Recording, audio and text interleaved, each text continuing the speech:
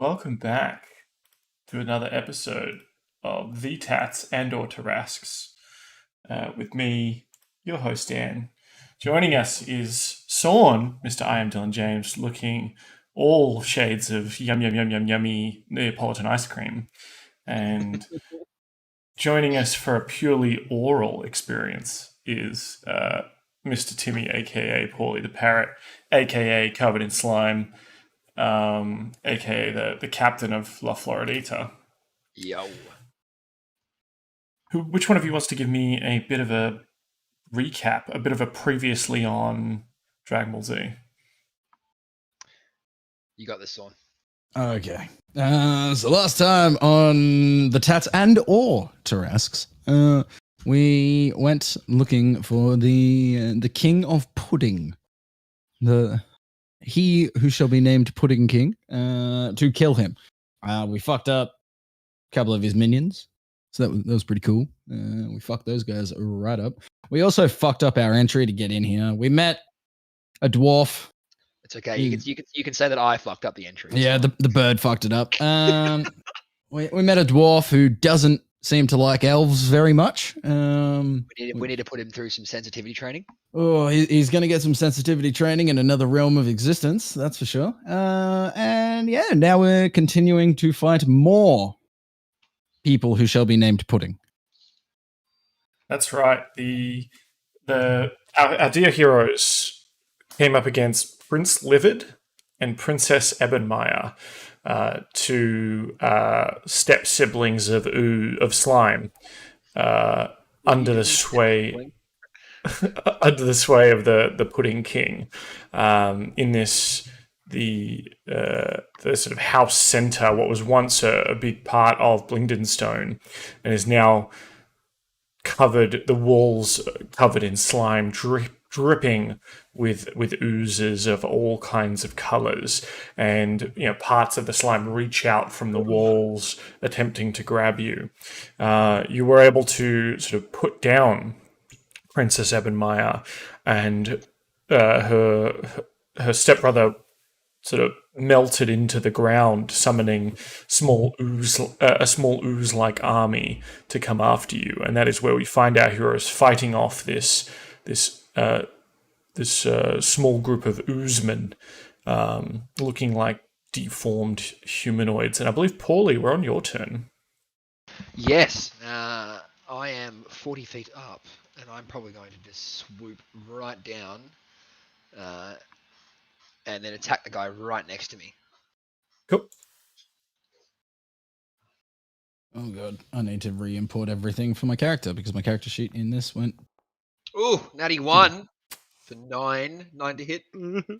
Yeah, that's... I believe you understand that that's not going to do it. In fact, you end up scraping your wing on one facet of this creature, and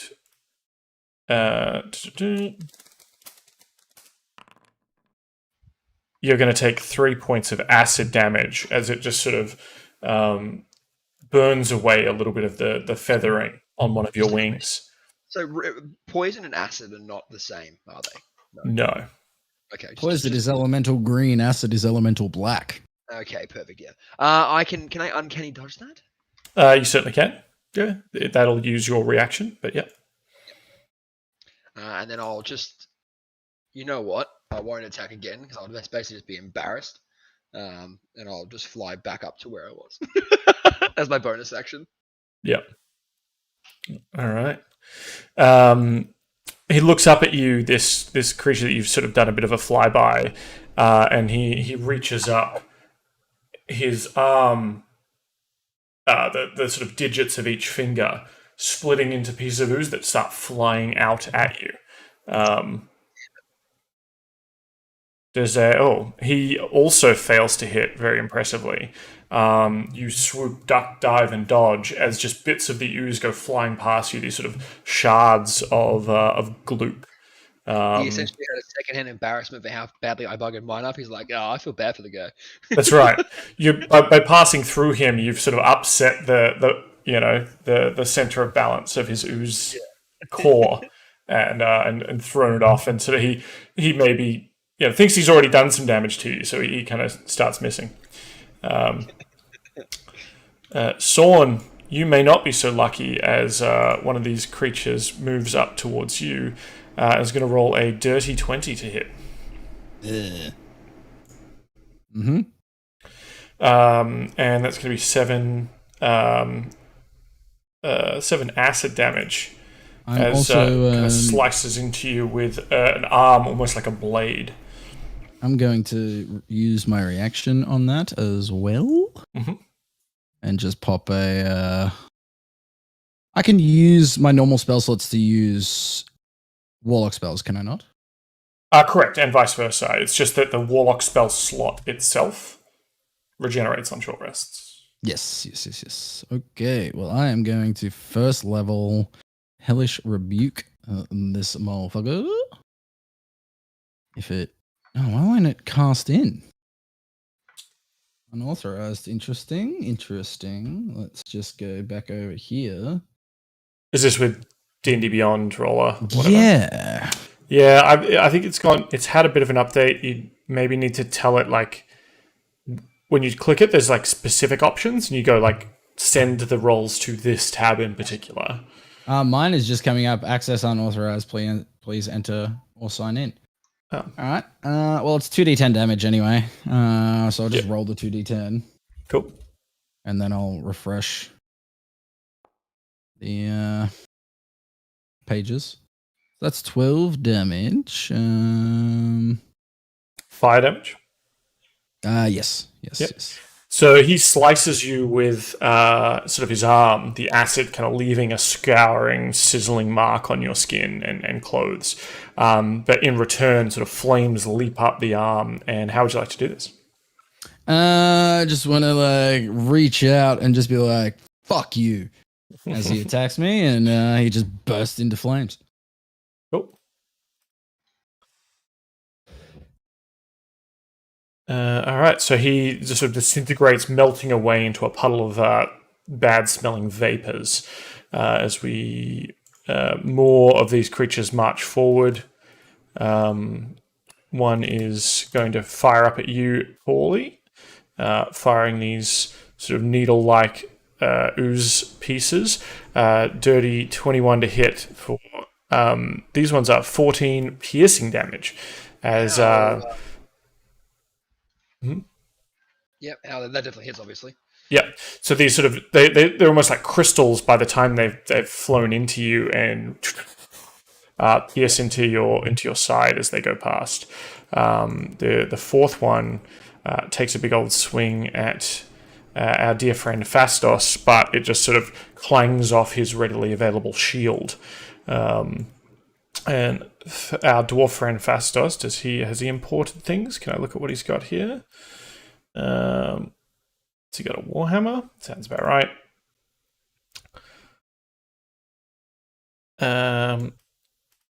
He takes a big old swing with this warhammer, but seemingly does very little actual damage with it. But it's a big old hit, and we're all very, very proud of him. Sorn, what's left of these creatures, they don't look great. They don't look great, do they? Well, Sorn the Great. I'm going to jump over. Actually, no. I'm going to stay right where I am for now. I'm going to fire off my Eldritch Blast and split the beams. Mm-hmm. So one. Well, that one's a 9 to hit, and then the other one is. Just have to roll it twice. A 20 to hit. 9 for 9 damage on the one on the right of Paulie. Unfortunately, the 9 does not hit. It's very, very close, though.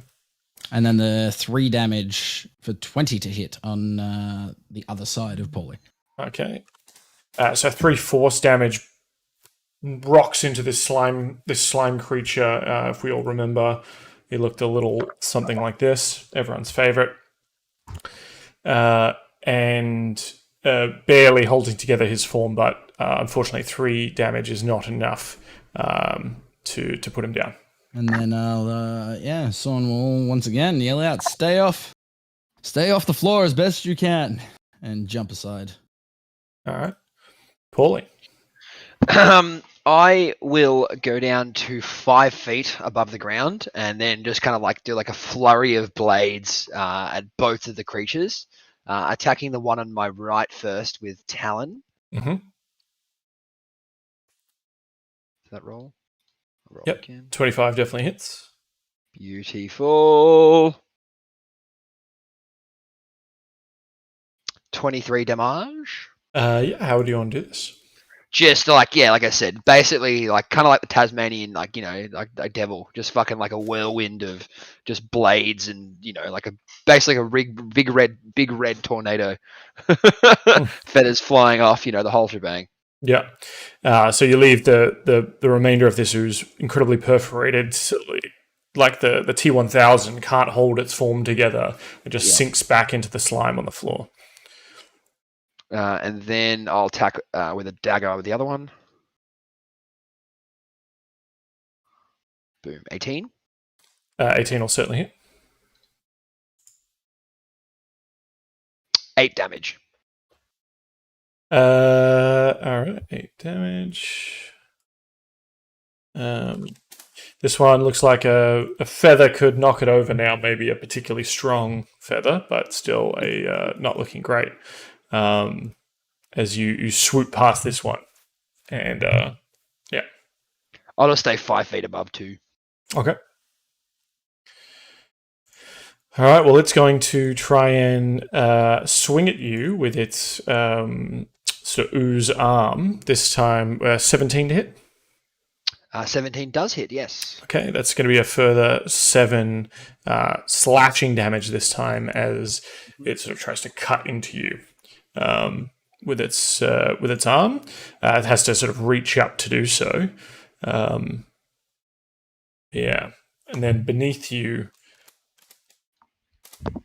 one of these other ooze creatures shambles forward and attempts to attack your new dwarven friend. And oof. That's a critical hit. Wait, can I actually uncanny dodge that hit too? Sorry. Yeah, sure. Sorry, my brain's having a fart. That's all right. Okay, Fastos takes a bit of damage there as this drown blade sort of gets under his guard, and sort of burns away some of the outer parts of out of his armor. In retaliation, he takes a big swing with his hammer, just completely flattening it like a hammer to a birthday cake. The one you had just hit with the dagger, Paulie, sort of explodes. It gets all up on your hair and feathers, but it has lost most of its acidity by the time it separates in that form. And Fastos looks up at you and probably says something questionably racist about birds. I haven't quite got Jacob's new character down pat yet, like I did with Winfred. All we know is racist. That's right. And he will end his turn facing off against the final one here. All right, as for the final one, Son will jump across to here. And as he is jumping across, he's going to let loose a firebolt on that bad boy. That is a 22 to hit for 17 damage. Oh, yeah. How would you like to do this? Just want to immolate him. Absolutely. So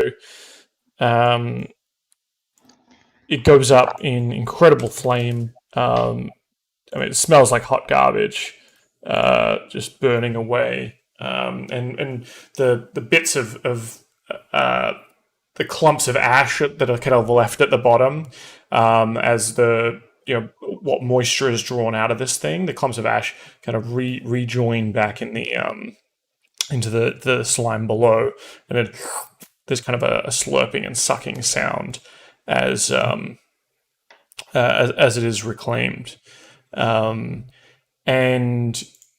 you hear a are kind of giggling and laughing, and from the roof of this sort of dome, I think it's. Did it say how tall this thing is? Did I say how tall this thing is? It's a good 100 feet up. You see sort of a small figure, a small bald figure kind of come out of the ooze above you. And he says, ho, ho, ho. My god Jubilex gave me a cup. I took the ingredients and mixed them all up. Quick, take a look. You will be just in time. Right there in the cup was a big pile of slime. The slime felt all squishy and gooey and smooth. I looked at it carefully. I'm sure it just moved. Then out of my hands crept the slime in a rush and landed on the floor like a big pile of mush. Quickly the slime oozed right across the floor. It slithered and stretched and escaped out the door. I tried to chase after it, but the slime was too fast. Shall we try that again? Jubilex asked. And the floor beneath you starts sort of swirling. The slime around the walls starts swirling madly as well. While he's talking, can I just like kind of like just interrupt the dude while he's speaking, but just Sure. have a conversation with Sawn and go, hey Sawn, do you have any wine? Fucking Sorry, bud. Drank it all back on the ship. damn it. Okay, all right, continue. Sorry, continue. You see him up there, although he looks tiny from that kind of distance away, I imagine. So which undoes some of the threatening. And during this time, can each of you give me a? Actually, no check required. I'm going to say during this time, like the walls are swirling around you, and parts of the slime seem to be taking form. But during this time, the sort of the brevity is broken. Some of the tension, and I'm going to allow you both to take a short rest if you would like. Oh, really? Okay. Cool. Absolutely, I would like. You sort of feel a bit of a second wind as you hear the battle going on outside, and just sort of poorly, your and Sawn's comments kind of cut through the fatigue that you're facing, as you realize that. My die didn't roll.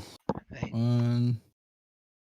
And what was left of the grey figures in the slime and the sort of the black puddle start moving towards each other, swirling almost like around swirling down a toilet bowl, and merging. The colors start merging and combining together to be sort of a grey and black streak. And the slime around the walls is also moving around like a kaleidoscope of colors, and you see more slime starting to form up and grow into sort of large pustules that are about to break forth. I'll also allow you to move around or be somewhere else or have an action effectively before this pops off. I would just like to be perceptive and just look around and try to not get hit. Yeah, I'm just doing on my thing. For some reason, it's like my on Foundry, it's +1 for my short my short rest, but it's +3 on my D&D Beyond. So I'm just trying to do the math to add up the twos. Yeah, so 5. It should only be +1 on D&D Beyond, right? Because your con score is only +1. Oh wait, no, because I've done 3. Don't worry, don't mind me. I've done 3. I've done 3 hit die, so it's done. It's +3 being the 3 hit die. 3 That's times. My fault. Yeah. I might do it a 4th anyway. Just fucking really get myself up there. Really drive it home. And because of that, I'm just basically gonna be like resting through this. I got hurt a bit. Yeah, I will get up from my short rest of just sitting there and getting my rest, and I would like to have a look around to make sure that none of these slimes or oozes or I like to anything will fall thematically on me. think. I like to thematically think that this guy's just had like an hour-long poem. Yeah, it hasn't quite been You know? out. It felt like it though. In the amount of you're just like, Yeah. come on, yes, yeah, we're here. We've got it. Yeah, our army's right outside, bud. Like, let's move this along. Yeah. You. Hey, hey, Sean, can you put one of those nice little hands? Just give me a little pat on the shoulder, make me feel a bit better, get me up there the full way. I cannot. Oh damn! I do not have enough energy left to be able to do that. I'm going to say that because Jacob's not here, I'm going to take control of his character and say, you weak bird-boned pansy. What you need is you need some Muhammadwin in your life. And he puts his hand out. He says, "Oh, Muhammadwin, save me from knife-eared fools and flowery, feathery fiends. Bless them in their time of need. Fill their stomachs with cement so that they may harden the fuck up." And he's going to let off a prayer of healing.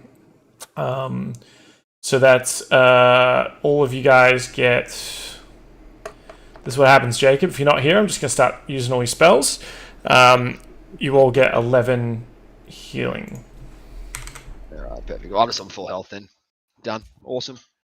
Oh wait, did I killed something, didn't I? Yeah. I just need to make sure real quick. You killed at least one ooze creature, yes? I I mean, if we want to get into an existential debate about what it means to be alive. Yeah, no, that's fine. No, since we fixed my patron, I don't have that anymore, so it's fine. Okay. Can I get each of you to roll initiative again, please? 15. Cool. Yep, 1 second. Come on. Yeah, 9 again. The voice of the Pudding King up in the rafters above says, "Fine, don't play my games. It's time for the prince and princess to become one. Join together, sweet siblings," as this sort of puddle starts rising up out of the ground here in the center, and we see Prince Ebonimation. I don't know why I wrote it like that, but she is a bit slow off the mark. Sean, you also see sort of a rain of slime or acid sort of come down like a curtain. I'm going to give the opportunity to dodge to the left or the right. I would dodge. Can I go to my backwards one? Yep, that is all just good. Jump back on an angle. As a wall of slime descends down into the room. Oh god! Oh damn it! And you see it actually starts moving clockwise.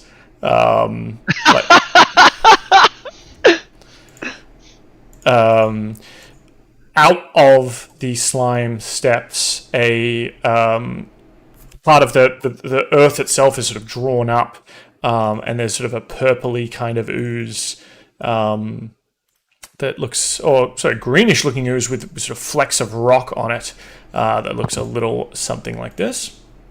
I'm going to obliterate that.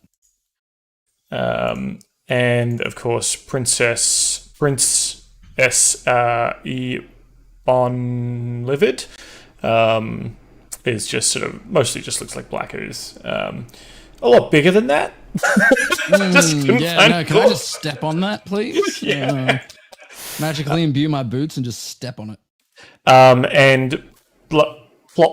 That's really flop. That Ichor thing looks fucking cool, by the way. That art's really awesome. Yeah. Plop, plop, plop. Piece of ooze drops down from the ceiling. I definitely picked the wrong fucking side to jump to. God damn. Yeah, you did. Oh no, you guys are equally as fucked. It's fine. All right. There's my little thing. Any final words before I? TPK. I mean, that's kind of 3 words, isn't it? Eep.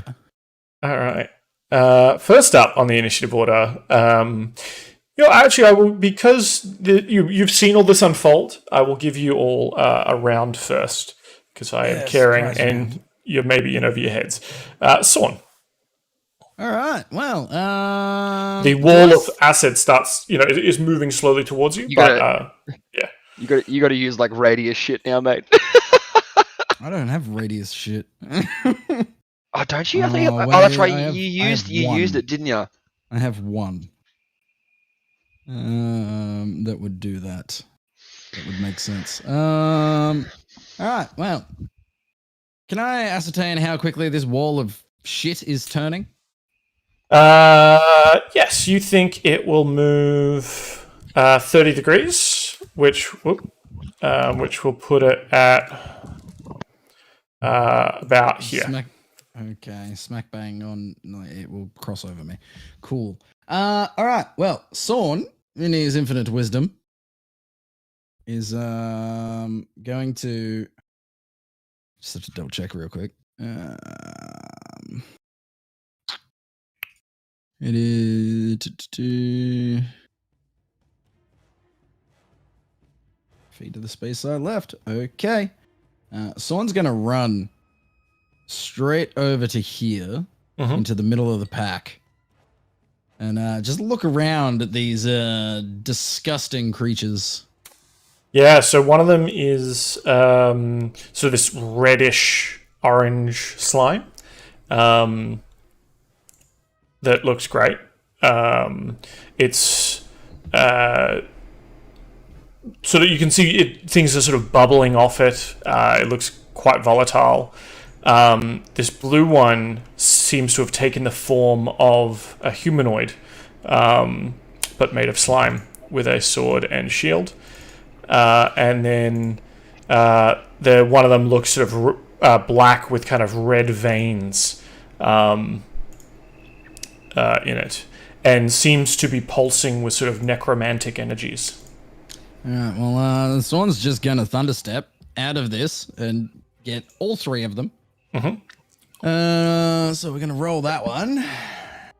Come on. What did we get? That is 20 but a DC of 15. And I'm going to just jump over the other side, like appear on the other side of this wall of slime. Yep. But that is a DC 15 Constitution save from all 3 of those guys. Okay. Con save. Con save.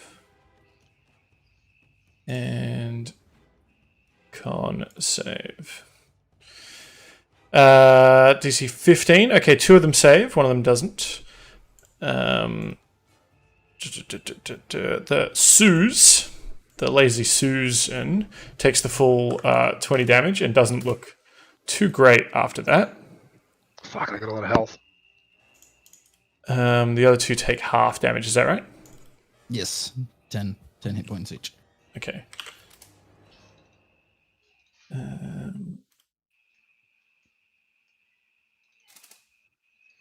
Cool. All right.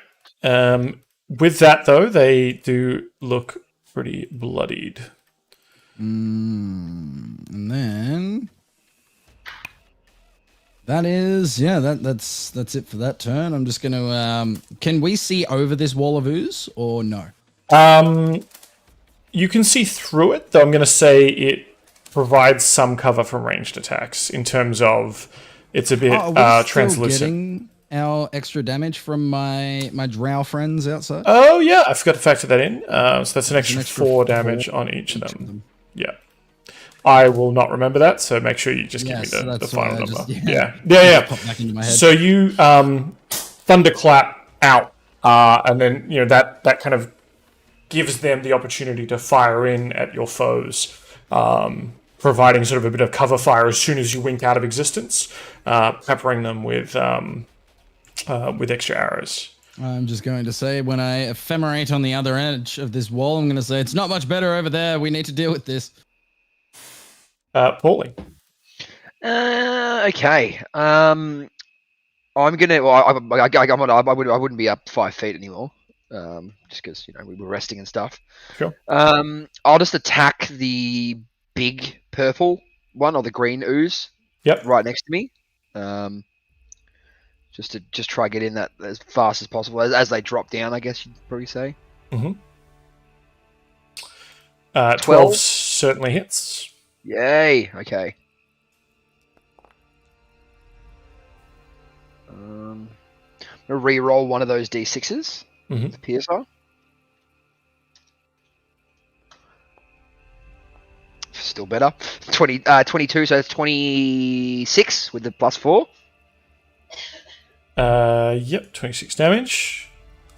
And you know what? I'll actually just attack him again. No, I'm going to attack the other one. I'm going to attack the other one with a dagger.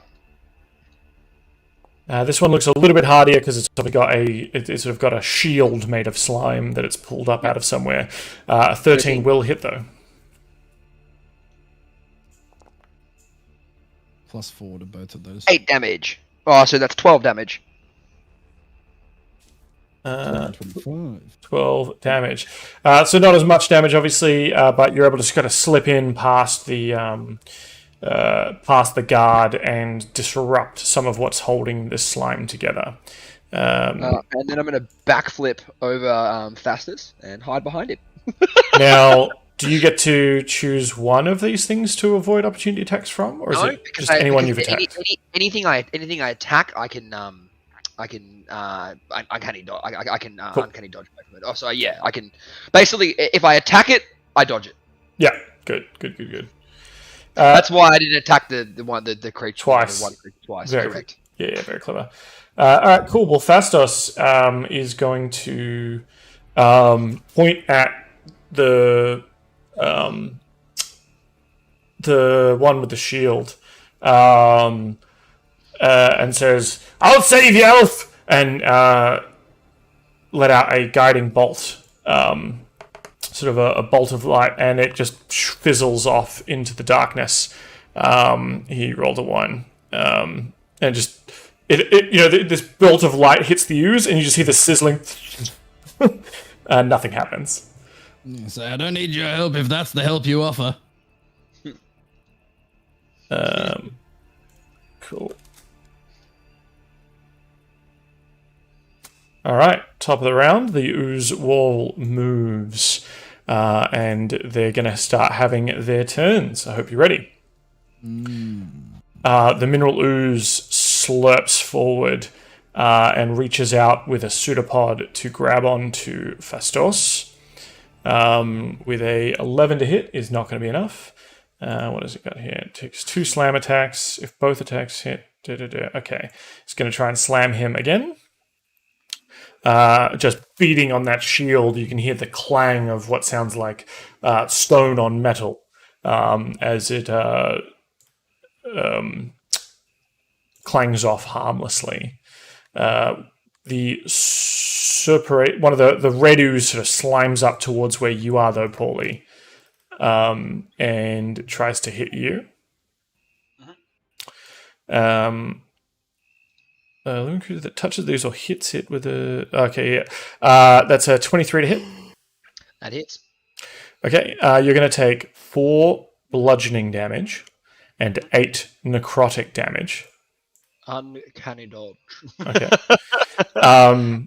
And you need to make a con saving throw for me, please. No worries.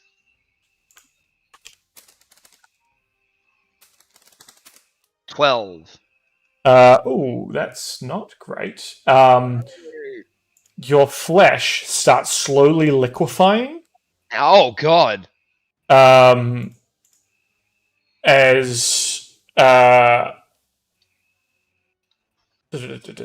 yeah, so your flesh is slowly liquefying by what looks sort of like necrotic pestilence. Hi guys. Jesus. Okay. Hey, Jacob. Sorry, I'm late. Is that like a? Does it like go up my arm? Roll a 1d4 for me, please. Sure.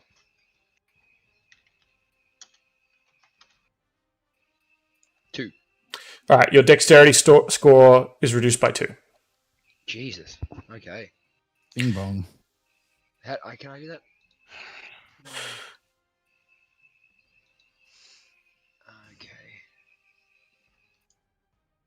Okay. Is there any way to get that off me? I guess not, really, is there? It seems to have infected you with something. Jesus, okay. Alright. Hello. Hello. welcome. Hi. I can see everyone now. Can I'm you, so can you, sorry. can you heal infected stuff? Probably with cure wounds. Dylan, you got a haircut. I like it. Nah, I didn't get a haircut. I'm just not wearing headphones. Oh, okay. I could probably do it with cure wounds, but we'll have to see. Depends on what it is. Like, I'm pretty sure cure wounds can heal everything up to necrosis. So, like, It is necrosis. it is necrosis. Yeah, Yeah. I'm pretty sure I can heal it.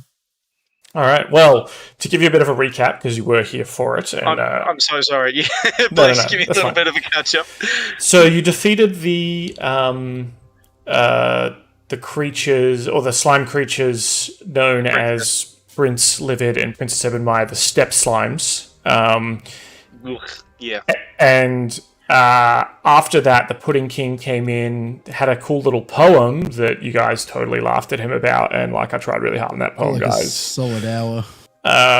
So much so that you got a short rest in, which I haven't done for you at all, Jacob. Just because but I did spend one of your spells to do a sort of a party heal because everyone needed a little bit of top off of the thing. That's fine. I would have done that anyway. But you can also, if you want now, spend a hit dice or as if you've taken a short rest, just to get you same on par with everyone else. The jokes Paulie and Sorn made were so enlightening and funny that you just feel better as if you've had an hour's rest in a matter of moments.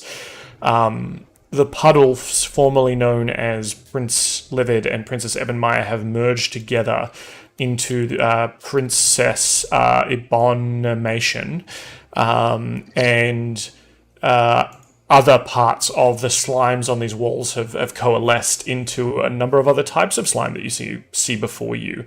Cool. Some looking like they're made of rock, some in the shape of little humans, some pulsating with sort of necrotic energies. And one of those red ones with necrotic energy has just touched Paulie and seems to have infected him with something that is making it, stripping the flesh from his bones. And we are up to Saul's turn. Cool. Alrighty. I just before you do that, I have one question. The party healing that you did. Yep. Which spell did you use? I think it's a level 2 prayer of healing, and so it's been marked off as one spell slot used. Yeah, no, that's fine. I'm just wondering if I can heal myself. So I need to know what you guys got. Or am I already healed from that? 11. You are somewhat healed by that, but you're at. I healed you in D&D Beyond. The amount. Yeah, of no, healing it's showing on that. That's alright. Yeah, but if you want to That's all spend a good. hit dice, I'll allow you to do 1 or 2 hit dice. I'll allow you to do that. I'm gonna spend a couple of hit dice. Yeah. Yeah, and if there's anything you get back after a short rest, you're welcome to get that back too. So I get 13 hit points back. So I'm now on 79 out of 80, which Cool. is good. Sorn. All right, Sorn will jump across 2 steps to the left. Oh yes, and there's also a giant wall of slime that's slowly rotating in this room. Yes, so everyone has to stay away from the wall of slime because it's like the arcane effect from Diablo. Or at least that's what I'm assuming. Yeah. Anyway, Sorn will jump to the left 2 steps, and then he'll clap when he lands. Flat to the left. Yeah. And he will firebolt this big fucking mineral ooze motherfucker I'm down. right into his face. Mm-hmm. Well, that's a natural 1 to hit. I am going to use my favored by the gods, which allows me to roll an extra 2d4 and add that on top. Slash roll 2d4, thank you.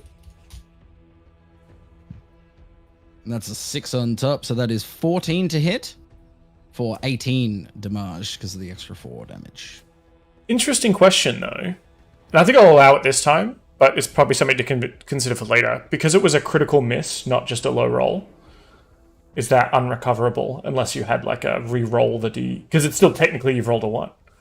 This is true. I could just revert that back and have it not do anything and have it fizzle out. I'm happy to let it play now, but maybe we'll think about it for next time. Yep. Or look it up or something. Fuck. So that's 14 to hit. 14 will definitely hit. And 14 fire damage.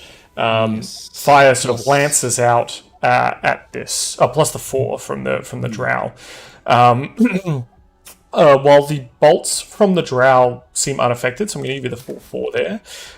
It seems like the fire is less effective against this thing than you would have hoped. Though it is with that plus the damage from Paulie, it does look like it's having trouble holding its shape. And I will just jump to the side a little bit more. Use a little bit more of my movement to get a little bit closer to this slimy wall. Yep. And on that, I'm going to go to the bathroom real quick. Okay. Where are you? Okay, you're over here. Timmy, what's your AC? 16. Okay. I'm sorry, I don't have cure wounds. That's okay. It just affects my dexterity, which affects everything actually. Yeah. No, that's what I was thinking. I don't, because I've got inflict wounds, and because I was playing my fucking bard the other day, I have cure wounds on my bard. I don't have cure wounds on my cleric. I don't know how to edit, like temporarily edit my dexterity in D&D Beyond. I don't think you can. Can you? If you click the the 18 part, Yeah. there is an other modifier option that comes out from the right hand side. Okay. Yep. I see it now. I don't know if that'll update you in Foundry. In Foundry, but you do rolling in Beyond. So I do, correct. Yeah. Cool. All right. Once grappled. Okay. Yeah. Cool. So this sort of flaming ichor ooze inches slowly towards you, seemingly only moving sort of 20 feet at a time over here, Fastos. It pulls out a sort of mote of burning coal or burning magma from itself and hurls it at you. That's going to be a 20 to hit. No, doesn't hit. You clang it away with your shield easily, and it just and like I sort would of sizzles like away. to think that like Fastos' shield is almost as big as he is. Like it's a normal shield size for everybody else, but it's like a tower shield for him. Brilliant. Okay. What did I roll on initiative? You're Not well. pretty. Yeah, you haven't really had I'm a bit shit when it comes. Oh, fucking. All right. Okay. What are these guys doing? Okay.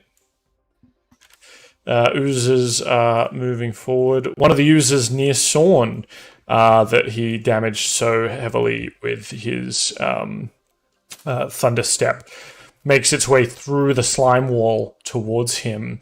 Tries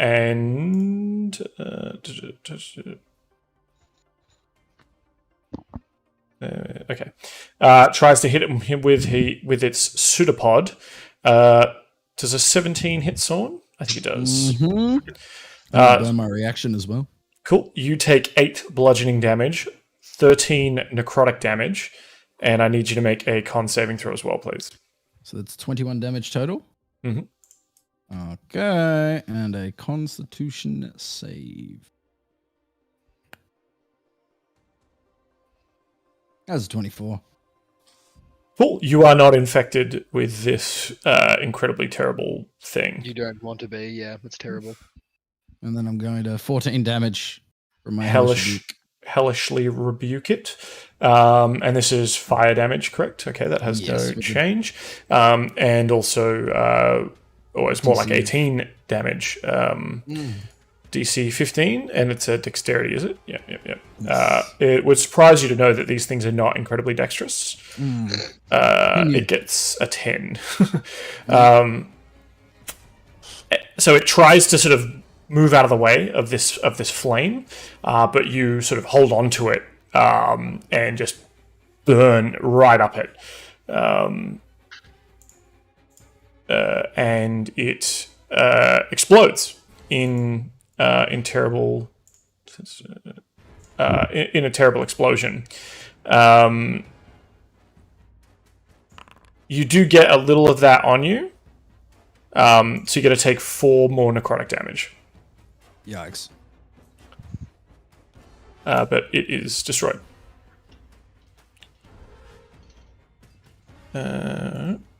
Ollie. For that guy giving me, like, making my skin start to melt, I'm going to just fucking hack at him. Hit him with Talon and a dagger. 25 to hit. 25 will definitely hit.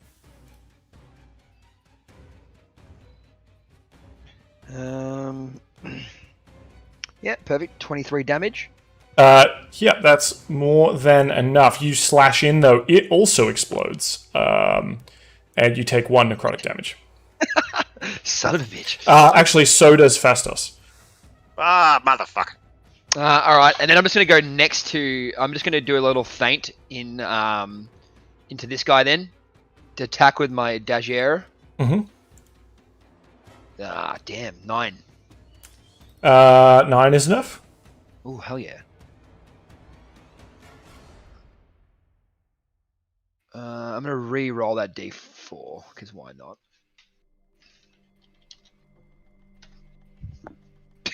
Alright, well that's 4 damage. 4 damage. Alright, we'll make that 8 because of the drow allies That's you right. have outside. Yes. And then I'll just duck back behind Fastos. Yep. Cool. This Ichor Ooze is going to slurp forward towards you, Sorn, but is not close enough, so it also pulls sort of a lump of sort of hot slime magma from itself and hurls it at you. This is going to be a 16 to hit. Yep. That's 6 fire damage, please. Okay. Yeah, kill the red ones as fast as we can. They're the bad ones. Fastos. That wasn't a red one that threw it at me. No, Yes. okay, right. It's a purple one. Okay, so I'm gonna take one look at Paulie's arm. I was like, "Hey, laddie, that does not look good. It's a real pity I can't help, but I can do this." And I'm gonna cast Bless. So I can cast it on up to 3 creatures, and I just want to know if I can cast it on myself as one of those 3 creatures. Yep. And so I sort of like snap my fingers a little bit, and when I snap my fingers because I'm wearing gloves on, you sort of hear the tink of metal, and it sounds like a hammer hitting an anvil. And Paulie, myself, and Sorn all get Bless. So you bless up to 3 creatures of your choice within range. Whenever a target makes an attack roll or a saving throw before the spell ends, the target can roll a d4 and add the number rolled to the attack roll or the saving throw. So I was hoping this might help with the lower dexterity. Yes, it definitely does. Yeah. So I'm going to do that, and I'm also going to say, you might also need this. And I'm just going to put my shield up to Paulie and sort of like bump him with it, and I'm going to cast Shield of Faith on Paulie as well. I am sweet. So Shield of Faith. So I'm just going to stop you there. Stop you there, Jacob. Sorry. They're both concentration spells. Oh, fuck, they are! I can't cast them both at the same time, can I? No. Bless is better. No! Fucking spellcasters, man. I'm just... some bullshit. Alright. In that case, I'm going to say... I'm going to turn around and be like, thanks for getting rid of that one. I'm going to handle things over here. And I'm going to cast Guiding Bolt. That's also an action. Bless is an action, Guiding Bolt's an action. Ah, fuck. What isn't an action? You know what? I'm going to cast Searing Smite on my weapon. Also a concentration spell. You're fucking kidding me. See, this is the issue when you play a class that the D&D has, like the DM has. Sorry. You know what? I'm looking at your spell list just to like, because you're new to the character, so I don't blame you for not having this shit No. memorized. You know what? I'm just gonna cast bless. I'm just gonna cast bless. Which way is this Can you attack your arcane bonus action? field? Or no, you can't. No. No. It's I moving can't. away from me. It's moving It's away moving from clockwise. Going Yeah. clockwise. you. Okay, Actually, cool. on that too, is it going in the hallway outside too? Yes. Or is it just going to the walls in this? I'm gonna have to tell fucking Nesbit to run around. Yeah, I'll say that these guys have like they're staying ahead of it, right? I think they were able to kind of sidestep to the left to avoid it for the first time, and the drow that are out there with him. Yep. Just for He's got a narrative. small- He's got a small contingent of drow protecting him. Don't worry. Yeah. Wait. All My right. people will keep him safe. Good. I just thought you guys needed a bit of a WoW style boss fight. I respect it. Any movement, Festus?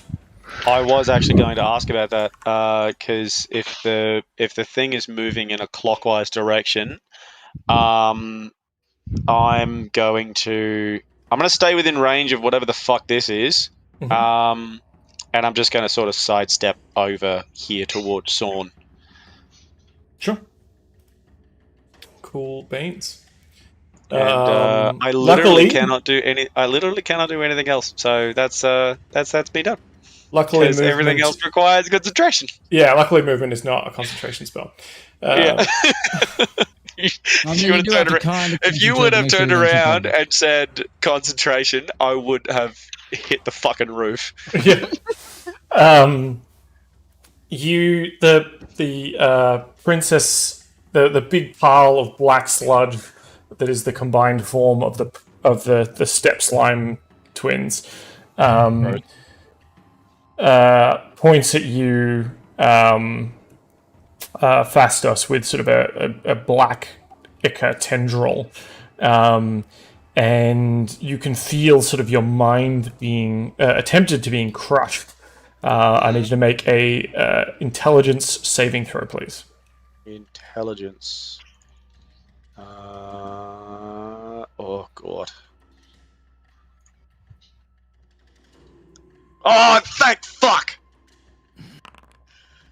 Does You that also do have it? bless on yourself. Yes, you I only.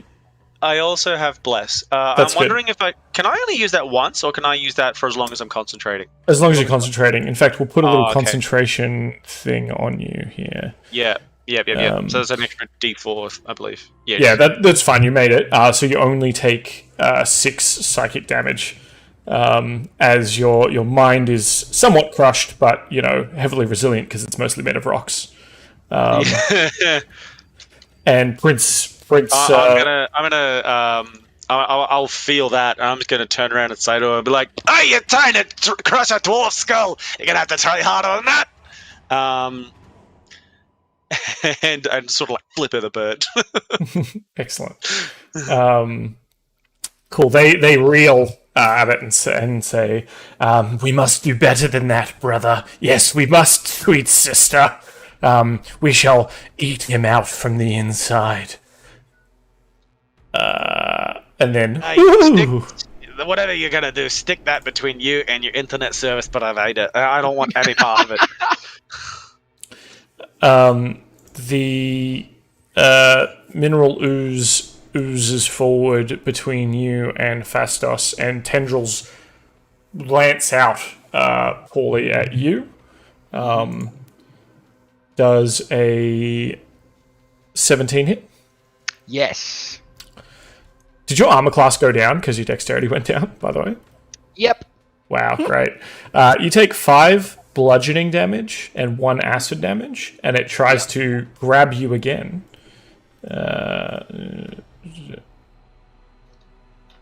That's an action. I was hiding behind you, Fastos. Sorry, mate. And now I'm hiding behind him. Why did my games just shut itself for a second? And with its second attack, it attempts to grapple you. So it's going to make a strength check versus your strength or dexterity, but you'll have bless as part of this as well. I think. Yep. Oh, for fuck's sake! Oh. And you bless. I know. Ooh, 13. Still probably not enough though. I have to refresh, so even I don't know. The tension is strong.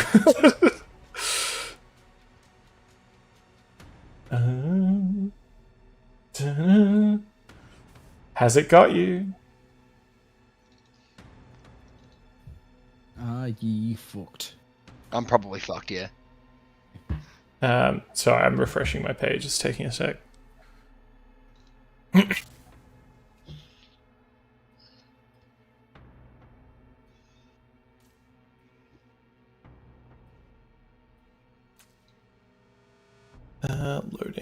Loading. Oh, it didn't roll my attack. Or my grapple. Strength. Ability check. Oh, yeah. Jesus. Okay. Bye, guys. You It are was great being a party. grappled by this thing. And are restrained. And it starts pulling you into itself. But it will do something else on its turn.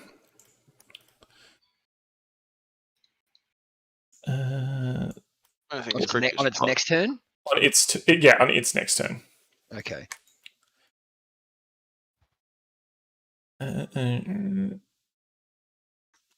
This oozes forward.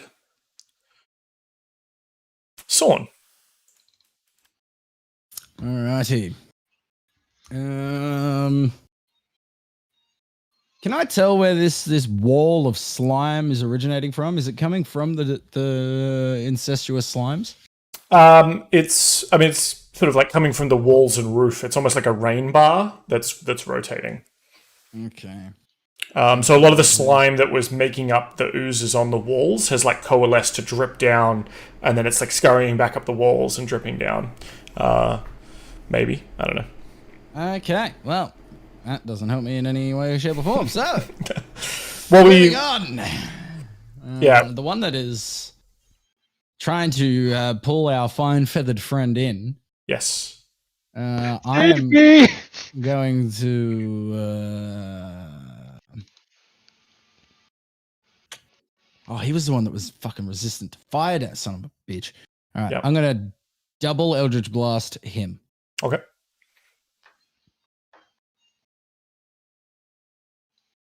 It's a 15 to hit for 15 damage plus 4. Plus 8. Which one did you say was Oh, resistant yeah. to fire damage? The purple one. Big purple guy. The big purple one. Yeah. Bastard. So plus 8. So 15 plus 8. So what? 23. Damage. Cool. So 23 damage. This thing does not look like it has much left in its tanks. As you blast sort of chunks of it off as it pulls Paulie into its depths. Can I say that with the 10, I aim for the midsection of it, and with the 5, I aim for like the pseudopod that's like trying to grab Paulie? Yeah, absolutely. So you hit with the core of it, blasting off chunks of it, of its sort of crystalline nature. It's interesting that it sort of hardens in places around Paulie, and you blast off one of the pseudopods that sort of grabbed one of his arms. It is still holding him though. It just looks cool. You know how I said like I thought it looked cool before. I don't think that anymore. Are you now looking at are you now looking at that going, oh, that's me. That's me in that thing. That's literally Paulie. Yeah, just put a bird head there. Paulie hears in his mind, I tried to help you. I'm sorry. And all you hear back is like internal screaming. Yeah. No. Paulie's leg is stuck. Now to use my other leg to get my other leg out. Now to put my hand in to get my legs out. Now to put my face in to get my arms out. But yeah, that is that's about it. That's all I got. Actually, no. I'm also going to bonus action healing word myself. Oh yeah. For 10 hit points back. Does healing word heal necrosis? I don't have a healing word left. That was my last one, and it was please fucking help. That was my healing words. Cool. The this guy, 20 feet. Does it actually? What does it? Does it though? Does it heal? Does I it have heal? no health? idea. That's good to know. No idea. Healing word. Heal. It's just a healing spell. So I feel like. Yeah, no. It would necrosis would have to be the restoration spell. Lesser restoration, which I don't have. Do you want to give me a do you have medicine trained, son? No. And I have a +0. Nah, then no.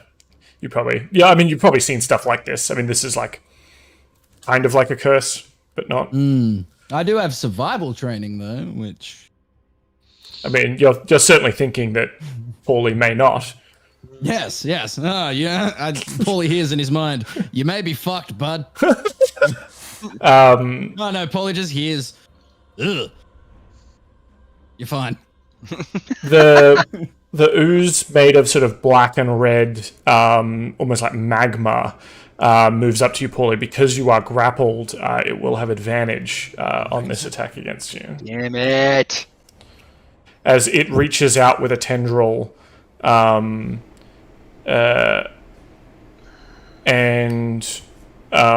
sort of puts it on you. And I need you to make a DC 12 Constitution saving throw, please. Jesus Christ. Okay. Oh my God. Oh Cool. god, thank fuck. Your maximum health is not reduced by 10. Oh my god. You're just trying to nerf us before the big battle, aren't you? Got to make it interesting, mate. Yeah, absolutely. Fastos, one of the sort of orange-red oozes, comes through the slime wall Be careful of those. and tries to grab you. That is a 21 to hit. Jesus. Meets it or beats it, right? Yep. Yeah, it hits me. So that's 6 bludgeoning damage, 5 necrotic damage, and a Constitution saving throw, please. Fuck me, dead! Told ya. So what was it? 11 damage in total, right? Yeah. If you've got no special And resistances. no, the only resistances I've got are against fire and poison. And a Constitution saving throw, right? Yeah. Well, that's something I can fucking succeed at. If I don't, I'll be surprised. See, now you said it though. You have your bless as well on this one. I do. I thank fuck for that, because I'm pretty sure I jinxed myself. With the bless, you are able to fight off the sort of necrotic melting of your flesh. However, I am going to need you to make a second Constitution save to maintain your concentration because you've taken damage. Blessed. Oh, of course, yeah. But I think you still get the bless bonus for this too. So, you know. Yeah, it's still a saving throw because I haven't broken concentration yet. Yeah. Ooh. Ooh. You need to hit a Bless. 10. Ooh, bye bless. Oh. Fastus is, been real useful right now. Yeah. Missed a Yeah, bit. yeah. Yeah. That's what racism gets you, you know? Yeah, correct. I sort of just like I see the light like above me start to like flicker out because I got hit by something, and I'm like, "Hey, it wasn't my fault." I'm talking to Mirrodin.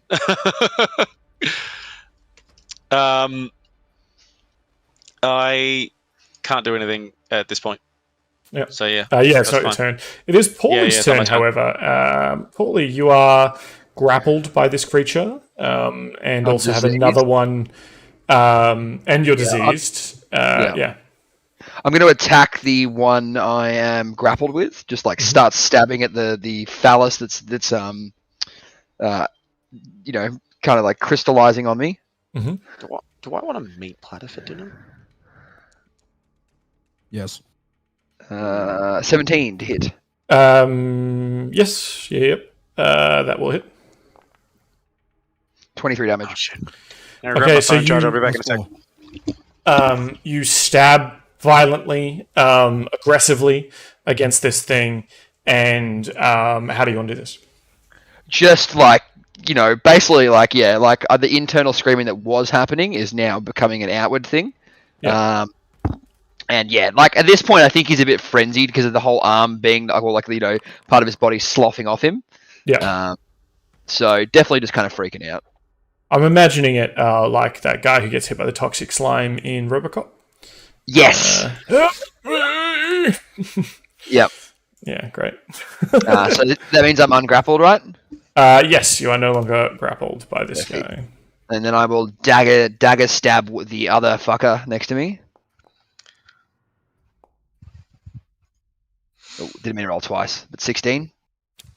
16 will hit. I'm going to re-roll that bad boy. The D4.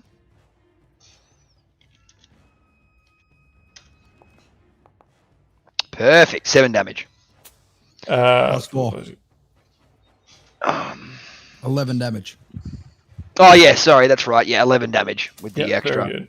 Also, sorry, real quick. I'd just like to think that after you killed the other one of the drow fires an arrow at the ground where he was like, fuck you. Yeah, like it's flying. The arrow's flying to like save you, right? That pseudopod that was grappling you and turning to crystal, and you've already broken it off. But it's that piece of mineralization is still in midair, and then the bolt hits hits it in midair, spins it against the firewall. And then I'm going to fly up 30 feet. Okay. Because I am sick of these oozes hurting me. Cool. I realized I forgot to add the Suzes to their initiative, so I've added them now. Been fighting with one hand tied behind my back. The Suzes? Yeah, The one with shields. the little shield boys. Right. The lazy okay. Susans. The lazy Suzes. Right. The Ichor ooze in front of you is going to step out of the slime wall and attempt to grapple you, Fastos. But I assume a 17 does not hit your armor it class. doesn't. No. Cool.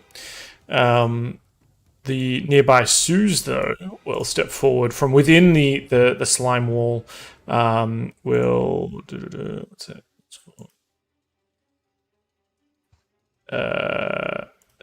Will essentially try and hit you with its slime sword, but 20 to hit is not enough. And it's your turn. Are we winning? Niall asks in chat, are we winning? Not currently. The slime is winning. I think the slime is chat. Chat is No. We are winning. We're doing okay? we're doing our winning 'cause best, chat. no, guys, we are winning because we're hanging out with each other and playing D&D. I'm also winning because I'm eating beef jerky right now. We're just being pals, okay? Right. The real And win. if you're with pals, even if it's a TPK, you're still winning. I think Because it's probably going to be a TPK. the real win is that we all get to make new characters again. Isn't that exciting? That's exactly it. I'm gonna be honest, I'm sick of making new characters. My night to go. So these oozes, they're not wielding anything, are they? They're just The they Suze just are. is, but it's a sword made of slime. Right, I see. Okay. But if you wanted to do, I know you've been wanting to use a special ability. I will allow that in this instance for this particular thing. Maybe it's picked up a discarded sword. I'm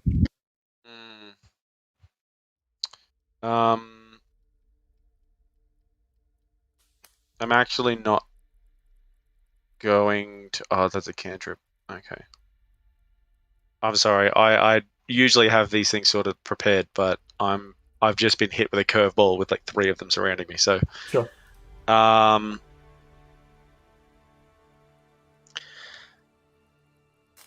Fuck me.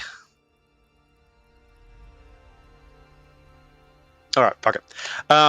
I'm going to cast a second level inflict wounds on this one here.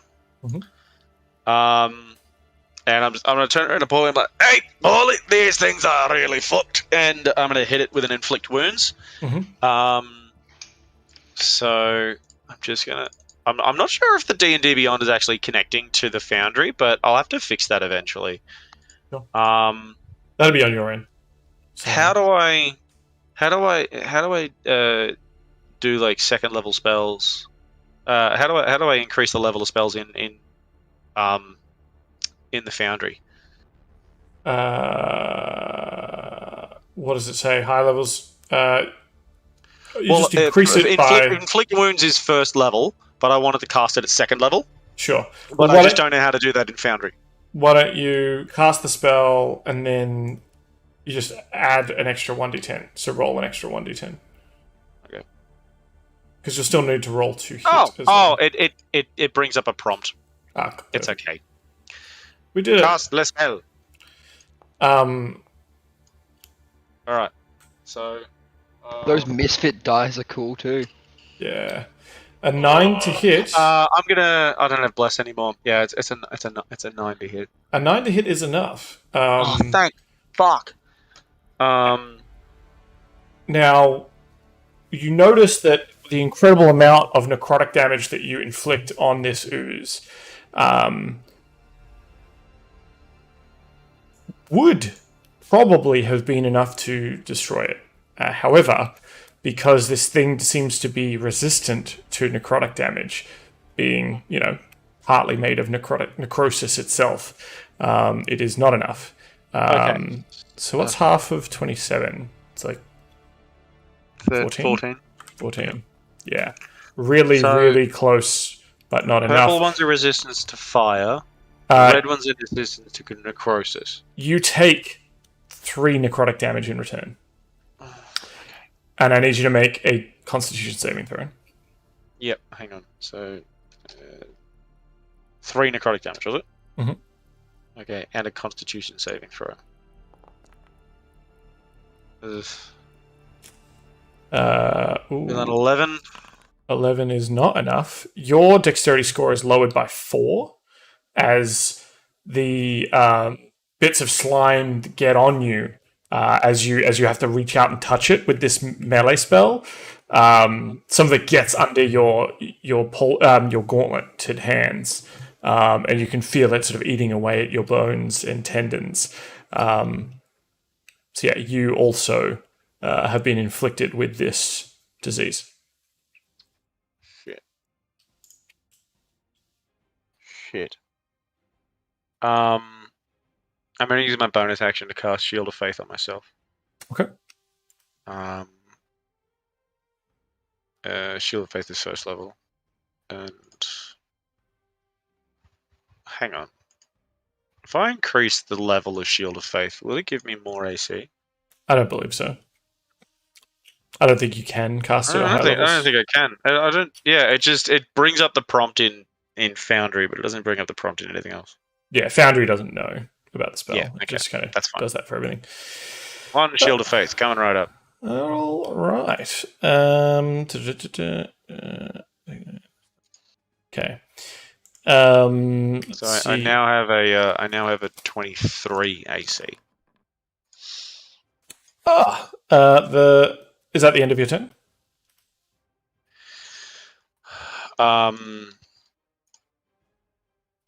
Yes, it is. Okay. The Prince Ebon Meyer sort of stands back. You hear 2 echoing voices laughing at you. Fools. And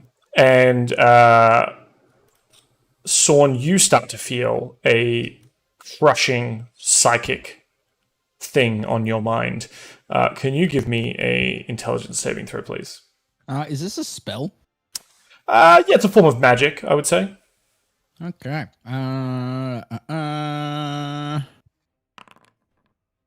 Because I have advantage against saving throws because of my scarab. Yeah. So what was it? A Intelligence saving throw. That's not good. That is an 11. An 11 is enough. You only Ooh. take 4 psychic damage. Very good. Very good. Still pain. Existence is pain. Yeah, look.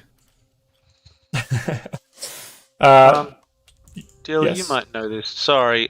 Where do I keep track of my spell slots in Foundry? I don't use Foundry at all. It's You don't? so in your Okay, spell book. I'm just gonna need to connect my thing If you to wanna- the thing. If you want to listen to But- what I'm about to say, in your spell book, Yeah. because I see you've Yeah. cast some, it now says 2 out of 3. So it says second level, 2 out of 3. First level, 3 out of 4. Third level, 3 out of 3. Okay. It's next to that's incorrect, but yeah, okay, cool. In Foundry, I'm looking. In Oh Foundry. yeah, because it won't keep track of it from Forge. Oh, sorry, from D&D Beyond. But it will keep track of it if you cast it in Foundry, if that makes sense. Okay, I'll just have to make note of that, and Cool. All right. Well, because you're the only thing on the ground, this other ooze is going to move up behind you, Fastos, and try and hit you with its pseudopods. This time a 22 to hit, but I believe that won't hit because of your shield. Shield of Faith, yeah. Yeah, so you hear sort of crackling and sizzling, almost as if sparks flying off your armor as this creature fails to. Oh wait, I forgot the. Sorry, I forgot to move this. Pulled up a little thing and everything. The wall moves. Move it there. Cool. Sorn. Yeah. Sorn will, well then. That motherfucker got close to me. That sucks. I'm going to... This purple bad boy in front of me is going to cop a Stormlord's Blade to the face. Mm-hmm. Big bop. That is a 9 to hit for 12 plus 4 damage. 9 is certainly enough to hit. And 16 damage because of the aid of the elves is exactly enough. So how would you like to do this? I like slash down with my sword because it does 2d8. I'd like to think I have a second slash on that one. Mhm. So I slash down, and as I slash down, the arrows come over my shoulder and like hit him, and then I bring it back up. And as the blade goes like through him, as soon as it gets to the other side, it just disappears out of my hands. Nice. And then I will jump all the way over here as well. Excellent. The anything else? That's about it.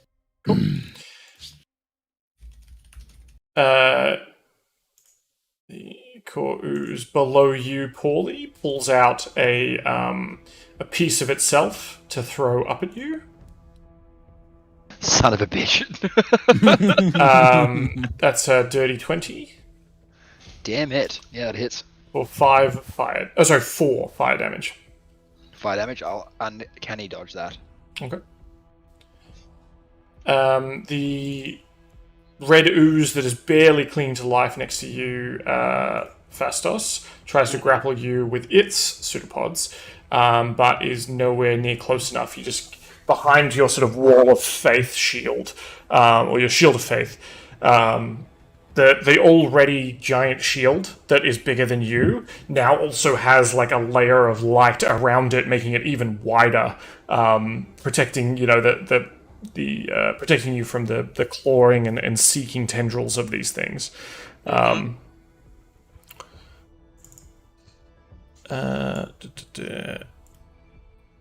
The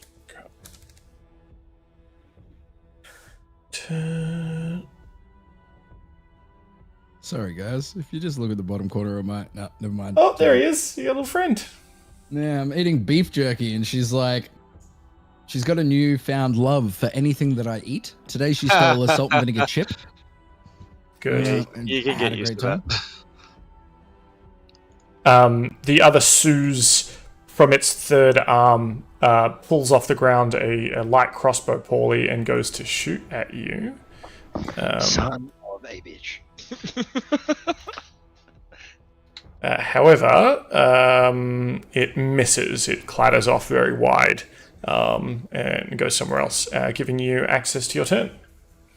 Well, I'm not happy with them attacking me up here, so I'm going to swoop down and attack the one just below me with a talon. 17 to hit. 17 will definitely hit. 27 damage. More than enough. I just think he's smelly. That's pretty much my thing there. I'm just going to say you smell. Yeah. Smells like burning and heat. And I mean, your in hand kind of smells too now. It's got that bad necrosis smell going on. No, I'm not happy about it. Yeah. And then I'm going to attack the red one just over here while I'm down here. With a dagger. Yep.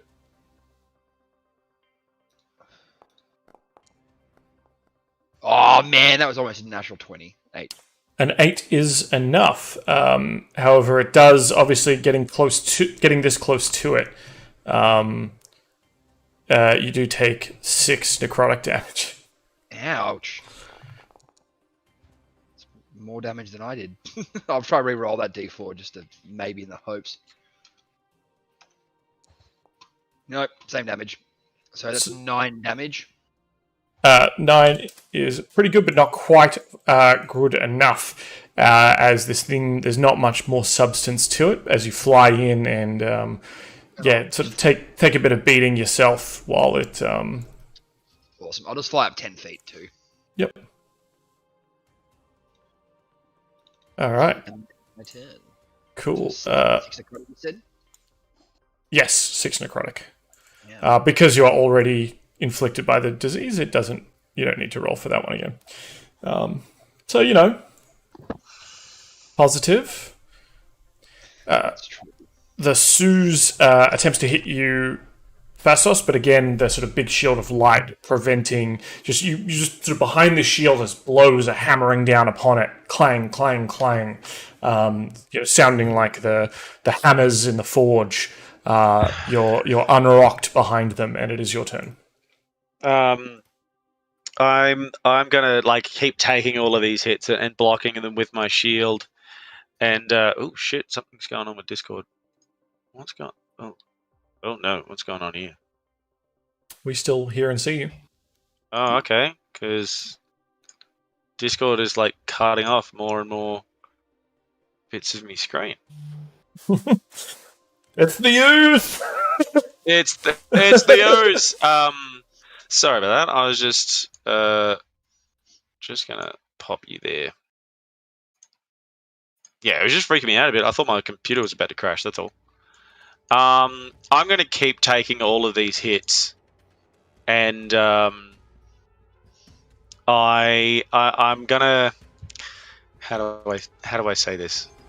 I'm going to keep taking all of these hits, and eventually it's sort of just going to get to a point where Paulie and Sorn, you can see that Fastos is starting to become a little bit overwhelmed, and you see the gruff exterior of his face, you see that start to drop, and he starts to feel frightened. And he says okay, I'm sorry I made fun of your hollow bones, and I'm sorry that I made fun of your pointy ears, but I promise I won't say it again. Can you please help me out? I've learnt my lesson, and I'm going to cast Guiding Bolt on the ooze that is in front of me, this one. Mm-hmm. Is Guiding Bolt a ranged attack? A ranged spell attack? It is 120 feet. Okay. So it won't trigger the Seeping Death. However, it will be at disadvantage because you are doing a ranged attack with people engaged with you. Okay. Okay. Cool. So All roll it with disadvantage, please. So all right. Okay. Let's see if this works. I'm going to cast it at second level. Yep. Actually, you know what? Yeah, second level. Okay.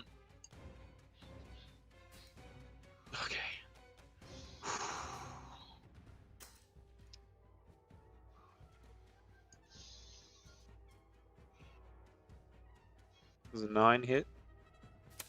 It does. Oh, thank fuck.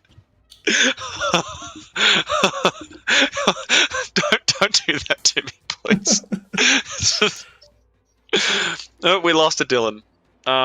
Slime got him. The slime got him. So I cast at a second level, so it's 5d6 damage. So Yep. he takes I'll 21. I'll stop you there. It is enough. I just want to say he takes 21 radiant damage. Because I'm guessing necrotic damage they're resistant to. Radiant damage has got to do something, right? That's right. That's right. It explodes in fiery, burning heat in front of you, sizzling away. And now you're only surrounded. I'm also going to. I'm going to cast Searing Smite on myself. Now it is a concentration spell. Not concentrating on anything. Oh no, I'm concentrating. I'm concentrating on Shield of Faith. Yeah. My Shield of Faith. No, you're right. Okay. No, I can't do anything else. Why'd you have to say that? Did you bank up your spell book with like mainly concentration spells? Was that what's happened essentially? Yeah, I did. Well, the thing is, I was meant to be like a bit of a support tank. So I was hoping that I could like help you guys out, but yeah. What I am going to do though is I'm just going to use my movement. I'm going to move like slightly back. So I'm getting so it's not moving out of range of anything, but I'm sort of just going to like do the whole like defensive maneuver, slowly moving back and then blast a guiding bolt. You'll move out of range of one of them, won't you? No, because one of them's dead. Oh, okay. I didn't realize. Yeah, we got a lot of clutter. Honestly, there's a lot of things that are still. No, I know. I'm just the red one. I just blasted him. Okay, cool. Sorry, I didn't realize. No, that's cool. That's cool. And I'm just gonna, I'm gonna end my turn with that. Cool. See if they recharge their ability here. No, they do not. Okay, well they're gonna have to ooze along towards Sorn. Yeah. Most of my spells are concentration spells, but like that's a thing with cleric spells. Most of them are concentration spells. That's right. Apart from like Word of Radiance, but that costs an action, and Sacred Flame. Well, those are cantrips. Dylan's not here, but this Ebenmeyer princess is going to attack him with her pseudopods. As a medium or large, 2 pseudopod attacks. Okay. An 8 and an 18. I assume the 18 will hit and the 8 will not. The 18 will do 11 bludgeoning, 5 acid damage. So 16 damage total. He's got quite a high AC there, doesn't he? His AC is 14, according to this. Is it? Oh, okay, right. He does have that cloak that lets him... I thought his AC was higher for some reason. I don't know why. Unless it hasn't updated in here. I'm not looking at... No, that's okay. That's okay. That's all right. That's all right. Just I can't remember. It's all good. He used to have that ring of the cloak of Elven that I think gave him a +1 before, and he swapped it out for the other one. Yeah. Yeah. Cool. All right. So someone tell Sorn or Dylan when he gets back that he's taken 16 damage, and the ooze wall moves. He said it might be a while. His power keeps going on and then back off. Someone's hit a power pole. Oh no. Oh no. All right. Well, this ooze, one of the remaining oozes that is trying to come after you, Fastos. Ooh, that one's good though. 23 to hit. Is that within? Is that for me? Yep. Yeah, it does. Okay. That just meets my AC. You take 5 bludgeoning and 9 necrotic, so 14 total. and you have to make a con save to maintain your Shield of Faith. Okay. Hey, my rolls that I cast on my spells before, do they come through the foundry or not? I didn't see it, no. No, they didn't. I can see it here. Because I cast them in D&D Beyond. 12? 12 is enough. Yep. Yeah, I think you had to beat a 10. God, thank God. Cool. You maintain that spell. It is Sorn's turn. What's Sorn gonna do? What would Sorn do? The Sorn would help out Fastos because he does something real cute. Sorn is also right up in this thing's grill.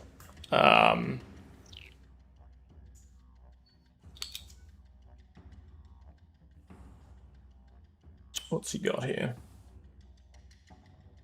He doesn't have a lot in terms of spells, our dear Sorn. I think it's going to have to be a cantrip, and we're going to go Stormlord's Blade. That seems pretty good.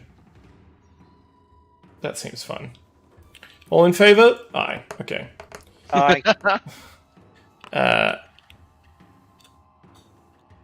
That's 19 to hit. That's certainly going to hit. And we get damage. How do we?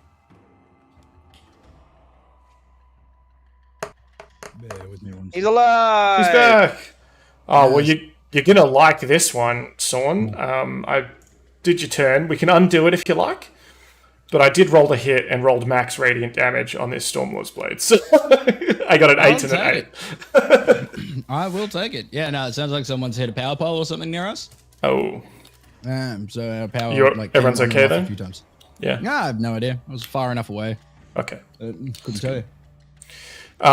So I think while you're away, Princess Eben Maya sort of skulked up to you, hit you with one of her 2 pseudopods attacks, and then you countered with the Stormlord's Blade for 16 plus 4 damage, thanks to the elves. They are looking incredibly hardy, though. They seem like they have a lot more juice in the tank. Yeah. Anything else? You still have a movement and a bonus action if you would like to do something. I'm just going to move over the other side of her. Cool. And yeah, that's it. All right. The Sue's inches closer towards you, Paulie, trying to get in a better shot. Prick. Yes. What? God damn it! This thing just won't. All right.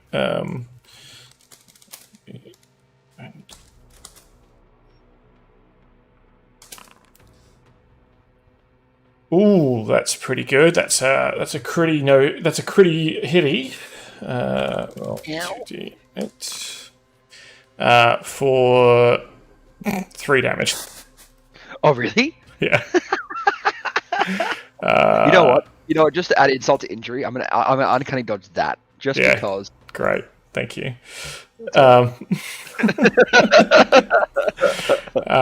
This ooze does seem very upset at his lack of ranged abilities, and it is your turn.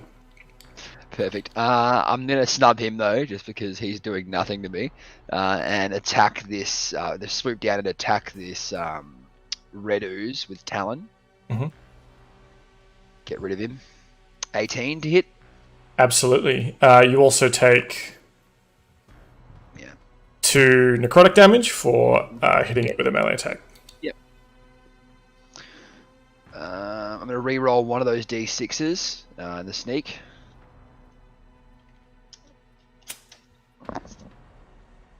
Boom. Okay, so that is. How do you want to do this? Yeah, perfect. Just sick of those oozes, basically. So just start stabbing away.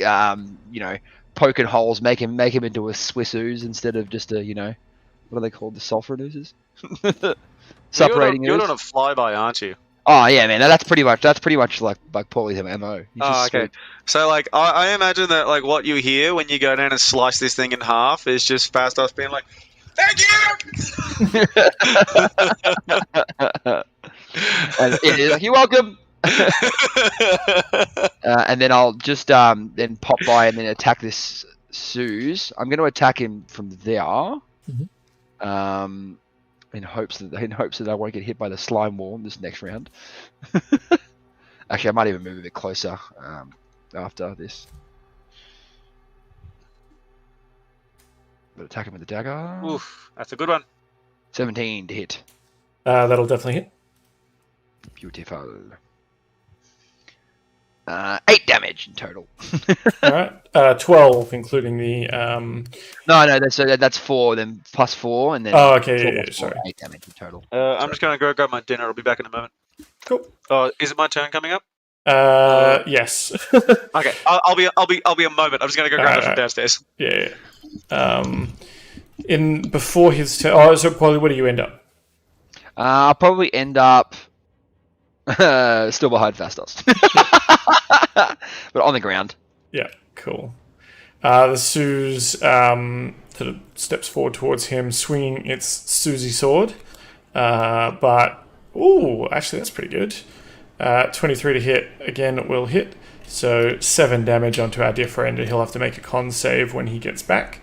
And that will be this thing's turn. Meanwhile, I'll skip ahead to the Princess, who's right up on your grill, Sorn. Severely caustic that she is. Cool. Tries to reach out with her pseudopods. First attack, a 19. Second attack, a 13. So the first one is 7 bludgeoning damage and 9 acid. It's crazy hits. Yikes. So 7 and 9, 16 damage. Yep. Oof.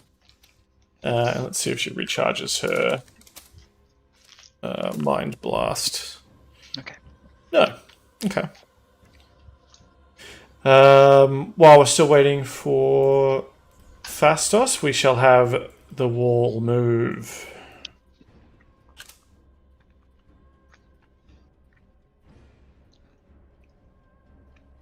How's that? Scary.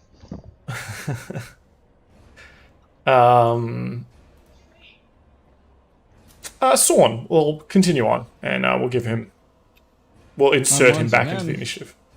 Once again, gonna just retaliate with another Stormlord's Blade. Yep. That is 18 to hit for 9 radiant damage.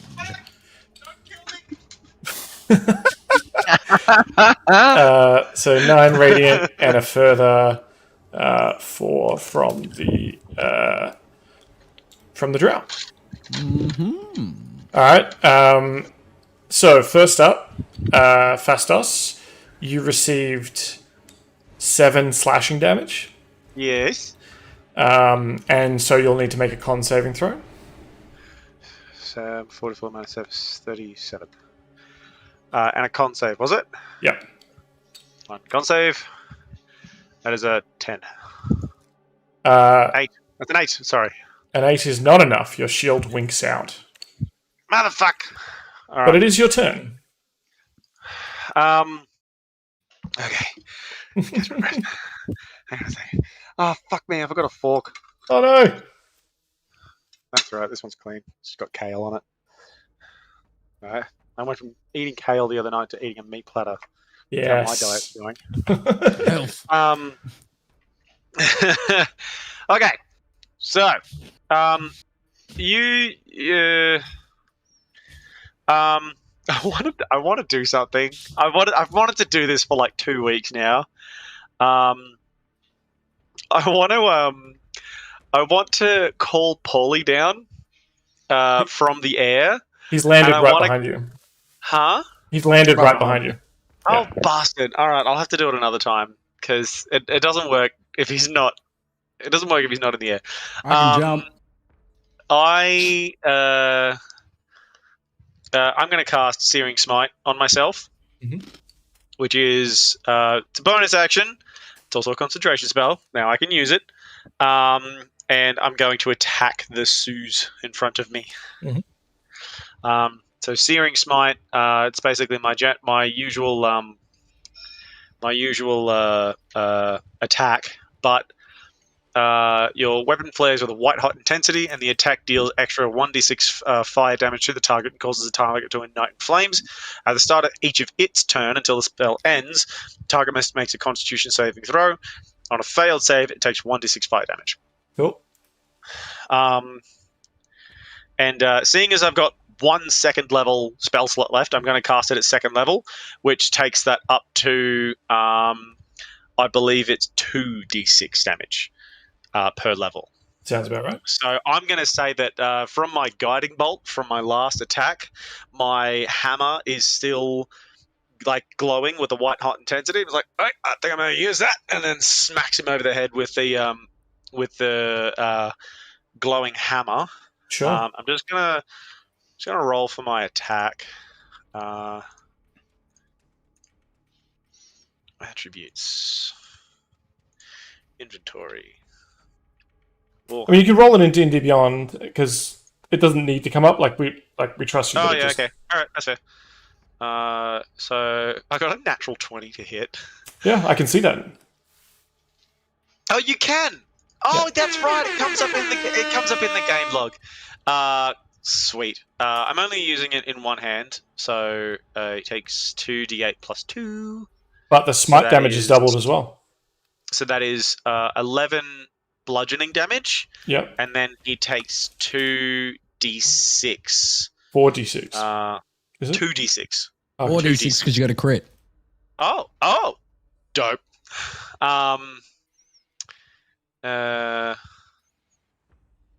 And I'm basically just gonna roll this twice because it's easier to do. So he takes a grand total of 13 fire damage and 11 bludgeoning damage. So for a total of 24. 4. Thank you. Plus 4. Yeah. So your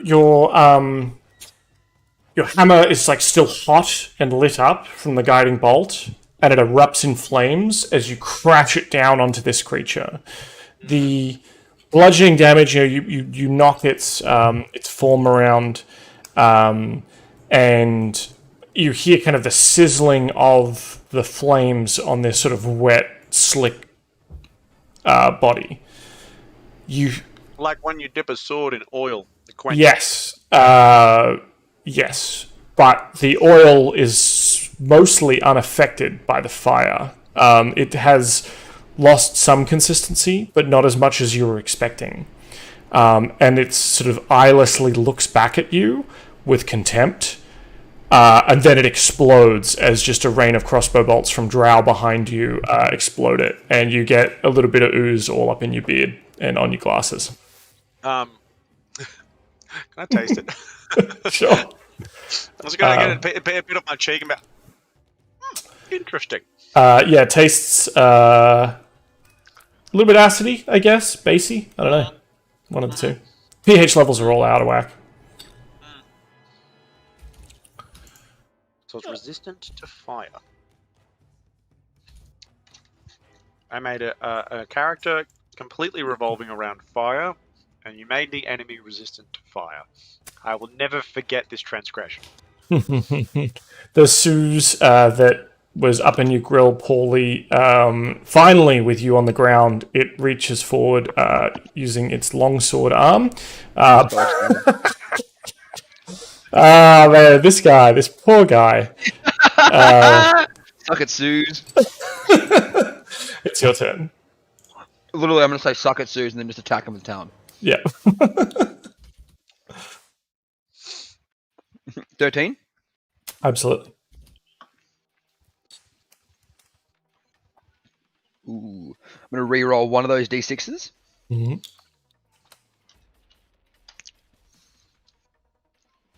better. So that's 24 damage. How do you want to do this? Just literally say "suck it, Suze," and then stab him right through his like 4 heads in. Yeah. He explodes. None of it gets on you.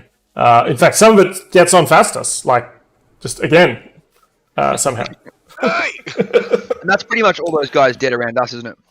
Correct. Okay. 1 sec. Okay, cool. I'm gonna go run in. I'm gonna fly in and attack this this abomination with a dagger.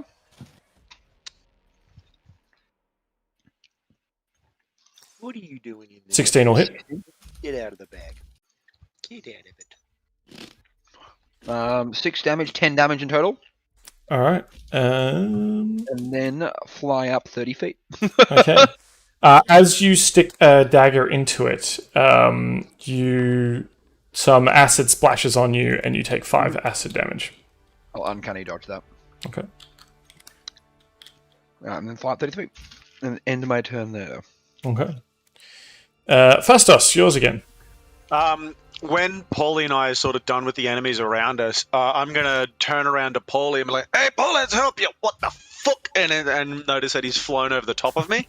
Like, I'm never gonna get used to that. And then I'm gonna run toward the abomination. I'm going to. I'm actually gonna cast Shield of Faith because I don't think. Searing Smite only works when the target is on fire. So once the target dies, the concentration ends. The Searing Smite is just the next... Oh, yeah. Yeah, so it's not on my hammer. It's the concentration on them, from what I believe. I'll read it again, but I'm pretty sure... It's the next time you hit a creature. So it's on your weapon until you hit a creature. Right. So it's actually just the first hit you do. Oh, okay. Oh, dope. So I'm actually going to cast Shield of Faith on Sorn. And what it's going to look like is I'm sort of going to do the Captain America throw, but I'm going to throw like the light shield, I'm going to call it, like the magical light shield around the thing, and it's going to hit Sorn in the chest, and he's going to glow with like a bright orange and gold shimmer, think like cinders, you know? Yeah, awesome. And I'm gonna say to Sorn, like, "All right, this might help," and it's going and hit him in the chest, and he's gonna have a bonus 2 to his AC. And I'm gonna add a little concentration thing to me.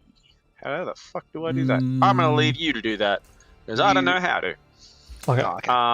And that takes up my bonus action. And now that is a spell with your bonus action. So there's an interesting rule, just as a heads up. If you cast a spell as a bonus action, you can't then cast like a leveled spell as your action. I think it's to prevent some sort of weird messing. I was just gonna smack him. Cool, that's fine. I'll just get ahead of that one. Cool, thank you. We'll remember that for next time. But I'm smacking him. Sure. That is a 10 to hit. Yes, 10 will hit. Okay. I'm just gonna roll that one, and he gets 10 bludgeoning damage. Okay. Is that including the drow damage? Drow damage. We have bonus 4 damage for on 14 every attack. damage then. Okay. I'm just telling you my rolls. Sure. Okay. I honestly wasn't keeping track of the drow. That's all good. I'll be honest with you, I didn't think they were helping me because I'm a dwarf. They're helping the team. Begrudgingly helping you.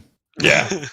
I mean, they keep going not to help you, but then someone like looks at them and gives like a slight nod, and they go, "Oh." They don't even look at them; they just hear in their minds, "Just give him a hand." You do take 7 acid damage though from the splashback of hitting this thing. Okay, I'll add that in a second. Prince Abomination is going to hit Sorn with a pseudopod attack. Not going to hit Sorn with a pseudopod attack. He's going to hit Fastos with a pseudopod attack. God damn it, Nappa. No, neither of those will hit. We are at the top of the round though, which means we get to rotatey McRotate. I just have this image in my head of like Sawn getting hit with a shield of faith and then immediately trying to get hit, but like the shield of faith sort of like swings in front of it, and it's just past us like leaning around the enemy like. That's right. Someone's definitely not trying to get hit. Definitely not. Well, you don't even have to move, and this thing just like you hear a crackling, sizzling as it bounces off this sort of magical shield as the wall turns. Sawn, it is your turn. I took 7 damage before, yeah. Correct. Jump on over here with his fancy feet. He's got that fancy footwork, floating like a butterfly. Mm-hmm. And then he's gonna sting like a magical bee. That is 15 to hit for 7 damage, plus for 11 damage. I feel like this isn't like WWE like SmackDown shit. You know what I mean? Like, you know, it's just us just wailing on it now. See, Sean just throws Paulie a chair. yeah. I less generously thought of it as like the scene in Shaun of the Dead when they're circling and just hitting the one person. Yes, we're having a good time, having a good time. Anything else, Sawn? No, that's about it. Paulie will just actually no, someone will say it out loud. I think he's not feeling too great. I don't know. We'll see. Just keep smacking him. Smacking them, really. I think it's The mixture of the prince and princess. Yeah, basically, smack it. This is the amalgamation of all those stepsister and stepbrother porn. You know what I mean? Like, yeah, we need to destroy it. yeah, we need to destroy it. What are you doing, step sibling? Paulie, it's your turn. I'm gonna start smacking. All right. Swoop down, stabby boys with Talon. 18 to hit. Absolutely. Beautiful. I'm going to re-roll one of those d6s. As you take 3 acid damage from the splashback. Mm-hmm. Jesus, that was... Okay, same damage then, so 26 in total. Mm-hmm. And then dagger attack as well. This thing is not looking great. 10 to hit. 10 will hit. As it sort of starts losing its shape. 9 damage. How do you want to do this? Oh. Just you know, stab away. Maybe actually, you know what? As I swoop through with both of them, I'll have both of them pointing like I'll have both of them pointing forward. Stab in and then slash out, and then have my arms like spread out like in like a T pose, and then like just pierce right through it. Excellent. Lucky for you, Festus is short, so you don't take his head off. Hey, I'm tall for a dwarf.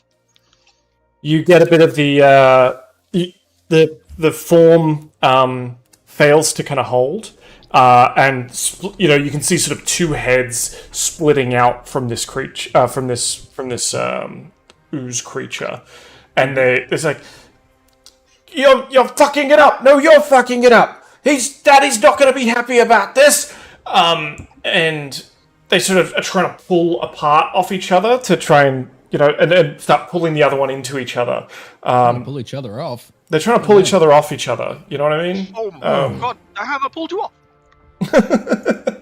And they start sort of changing shape into different, heads, and they start kind of arguing, and one head sort of crushes over the other one like a wave, and then sort of pops up and then is taken over again until they sort of lose their elasticity and their control, until they're just sort of a puddle of slime on the ground that still looks like it's trying to sort of hit itself or hit parts of each other, and just sort of like melts away. And the ooze in this room, you kind of look around as stopped moving and stopped gyrating. Ooh, all right. Well, that was fun. Nat. Can anyone heal? And I'm going to hold up my necrotic hand. Can anyone do anything about this? I'm gonna pull the book off my hip. I'm just gonna start flicking through it like, hang on, give me a second. And there's a fucking. No, I don't know. Pick inflict wounds. It's a cure wounds. Fucking god damn it! I'll let that later. And then I'm going to cast a. I'm going to cast a 3rd level prayer of healing. On everybody. So everybody takes 3d8 plus 3 healing damage. I'm just going to roll it now. Everybody gets 14 health back. Hell yeah. Does that do anything, Dan? You tell me. Yeah. I'm just gonna look up from my book after like muttering a couple of things and like sprinkling some fairy dust with my magical hands, Does that and do I'm gonna be anything? like, "Did that do anything?" I mean, you recovered the health points. Yeah. Okay. No. Damn. I'm just gonna go and look at his arm and be like, "Nope, did fuck all. You feel better though." I do feel better though. Thank you. Okay, that's all right then. I'm just gonna give him a good slap on the back and then and then move on. Okay. All right. Well. I noticed that, yeah, you're not trained in wisdom either. In medicine. Sorn, you mentioned you had survival training. Do you want to give me a survival check, please? 21. Yeah. Whilst this isn't a curse, it's definitely more mundane. You think something along the lines of a greater restoration spell would be required to Heal this. or perhaps like a paladin with the ability to lay on hands that could use that to undo diseases. Right. Okay. Well, I know what spell I'm picking up next level. I reckon. Well, that's really all we can fucking do at this point. I mean, should we go up to the Pudding King? Just fucking fight him? Get this over and done with? Fastos is looking a little bit beat up and covered in slime, and he just sort of puts his hand up to the eye level of everybody else, and he's like, "Hey, good news, I lay down." Maybe while you guys are doing a lie down, I might even run out to the battlefield and start yelling out and see if there's a paladin outside. Because they're fighting right outside, aren't they? Yeah. Yeah, okay, well, you guys are doing the short rest then. I might even fucking just go run out and see if there's a paladin outside. I was going to suggest a long rest, but I don't think we got that kind of time. We don't have a long rest time, no. Mm. So there's a battle outside. If you want to do a short rest. In the remains of Princess Ebenmeyer and Prince Livid, something stands out to you instantly, Sorn. There is a pair of books that appear to be made of troglodyte hide and trilmac fungus. They seem to be covered in a sort of a magical varnish so that they haven't, burned away. I'll take both of those. Can I cast Identify on those books? Already put them away. They're away. Sorn's being as quickly as possible because I'm asking Dan for Dan purposes. Sure. Because I don't know if I need to, if it's specifically just weapons and armor and stuff that I can identify, or if it's. Yeah. So I think Identify would work better. Yeah, for items where you don't know or that have magical attributes. These are books that have knowledge. I think it's even if they are spell books, I don't think the books themselves are magical. Anyway. Yeah, because it just says you choose one object that you can touch for. Is there anything else? Anything else in the room too? But probably do quick. You're right. We do a quick glance beforehand. Yeah. Any loot? Any more loot? Let me. You find a what appears to be sort of a small, like a large ruby that you think could be worth a fair bit. What was that other hide? I've got the troglodyte. What was the other one? Sorry, the troglodyte. Let me put it in the thing. Troglodyte hide and trilmac fungus. Large ruby? But do you have like a gold thing of that, or just leave it just large ruby for now? You think it's probably worth 500 gold. Okay, perfect. I'll just put that in my inventory for now. Sure. We'll sort it out later. Throw it in the chest, back on the ship. Yup. Remember to tell me so I can add it to the chest. And give me a perception check to see what else you discover, sort of, towing through the debris. I didn't see anything. 18. 18. Yep. Okay. You realize as you put that ruby away, or like as you go to put the ruby away, it actually moves and wiggles and isn't as solid as you were hoping. Mm-hmm. Isn't as solid as I was hoping. Correct. Ooh, Do I okay. notice Oh, that no. at all? I don't know, Paulie. Do you? Yeah. Do you Yeah, I'm react sure. standing to it? right next to him, so like, do Oh, I no, notice I'll it wiggle totally, at all? I'll totally show him. Yeah, absolutely. I'll mention that it's definitely wiggling. It's weird. It sort of even wobbles a little bit. Mm. Um, In a room full of oozes, I'm tempted to kill it, but like, Well, look, I'll throw it to you because you said you can do identify, right? yeah, sure. Yep. I'll There you go. I'll cast throw it to Identify on you. it. as you throw it in So the do I, air, like, catch it in my big hand and yeah. I need both of you to make a dexterity saving throw. Oh, fuck. Glad I'm standing over here. 6. I got a natural 1. Hilarious. What do I see over from my vantage point? It actually goes to a -1 because I currently have a -2 to dexterity.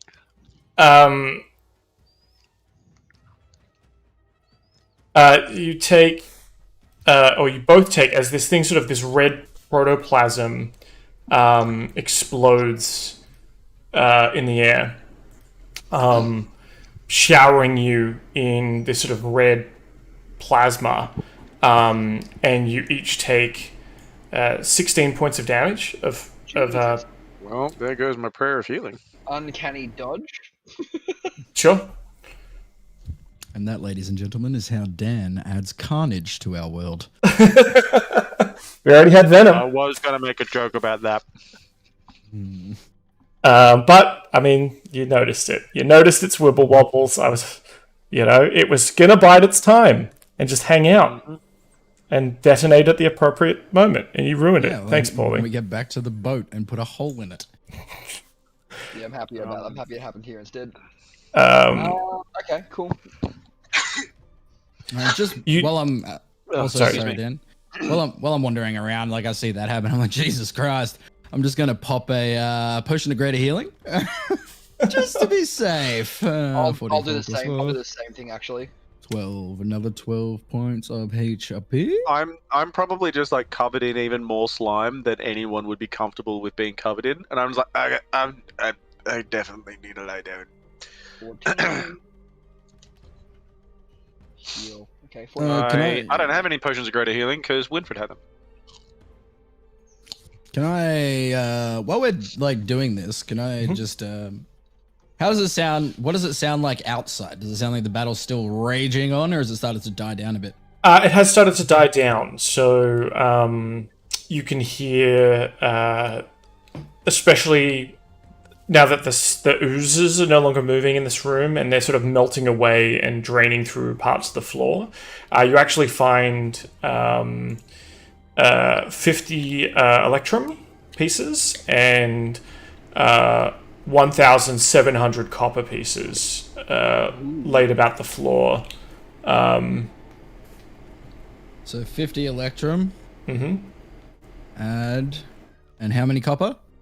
Roughly 1,700 pieces of copper. Thank you, 1700. Loot Gen. All right, well that's added, so I'll pop those in our Paulie's vault. not going to want to leave the Underdark. Yeah, No, there's a no, lot correct. of. As long as the copper's there, I'm happy. That's why I'm popping it away. Otherwise, we'll never leave this room because Paulie will just sit here throwing it at people. I'll make my way over towards the door and just yell out, "Any abled bodies, please, make your way inside. We may need you." So you kind of head out there, and there's obviously remainder of the Drow armies. They're holding this one of the junctions, and the rest of the Zvneblin and dwarf contingents have broken in and are now holding this square effectively. In fact, there's no immediate threats directly outside. Yeah, I might yell out and see if there's a paladin too. We have a priestess. Priestess or a paladin, yeah, a healer. Yeah, we have the drow priestess. Yeah, she. The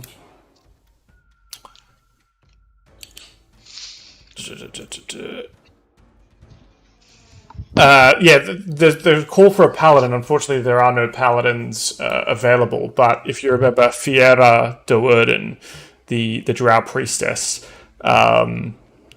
she. Tyler Durden, what's he doing here? That's right. Narrating, probably.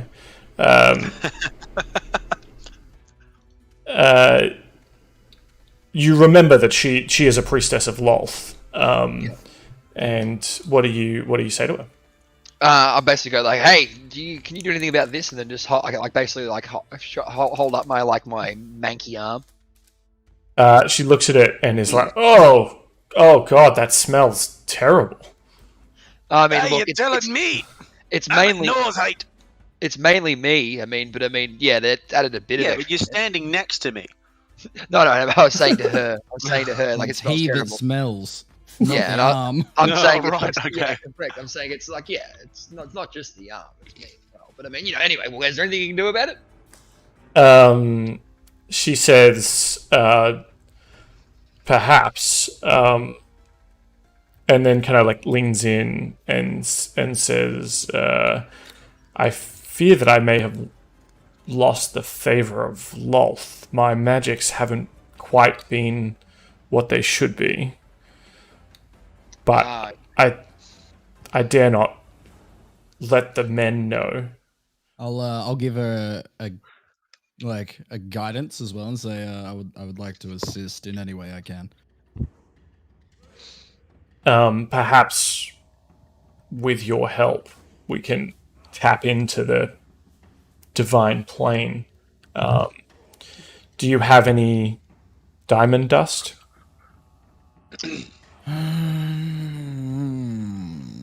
Not currently, but if you accompany us back to the ship after this, we could arrange some diamond dust to fix this. The spell requires diamond dust as a... Okay, all right, all good. Well, then we'll go fucking deal with this Pudding King, and then we'll get this sorted. I'm gonna lean over to Paulie. I'm like, hey, do you have any diamonds on you? Because I could potentially make some diamond dust. And get this Nah, I over. don't. Yeah, sure. I'm certain. Ah, okay. I know.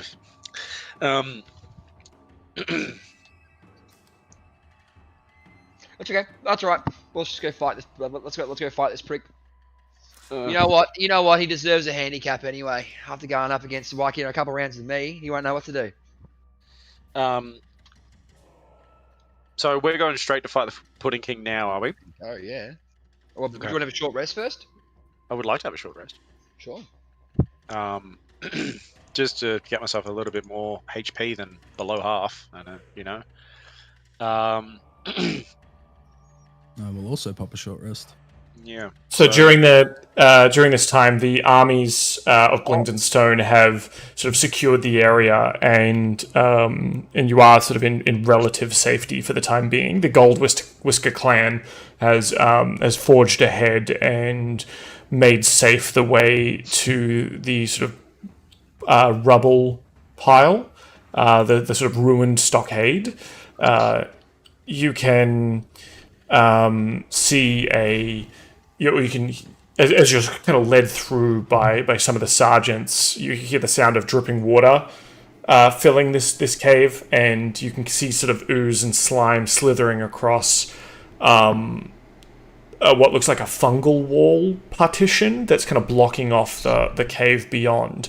And the Gold Whisker clan are kind of fighting off and protecting the sapper team that you brought with you, as they kind of make holes and insert what appears to be rudimentary kind of dynamite. Yeah, hell yeah. What happened to my dwarves? My pals? buddy. They're standing off to the Bet- side, eyeing the dark elves kind of menacingly, and you hear them say to each other in Dwarfish, like one of them sort of saying to the group, like out loud, but in Dwarfish, I can't believe we left the Mithril Halls for this shithole. Whose idea was it to come down here again? I'm going to sort of regain a bit of my composure from being covered in slime. And like, it was my idea, and you'll remember that we are on the same damn team. Now, shape up! And, should I cast? Should I, like... Would that be, like, an intimidation or a persuasion? What are you trying to do? Are you trying to intimidate them, or are you trying to get them... Basically just kick them into gear. Well, you tell me what angle is. I mean, is that a cajoling? Come on, guys, let's get it together, or is it a I'm stronger than you? Do what I say because I'm scary. No, it's mainly just like think like a footy coach to the team in the locker rooms. You know, Pep up. yeah, like a pep talk kind of thing. But think of it like a dwarvish flavored pep talk. Dwarvish flavored pep talk, brilliant. Okay, then it's persuasion. Sweet. Well, not sweet because I have a +0 to persuasion, but it's a 15.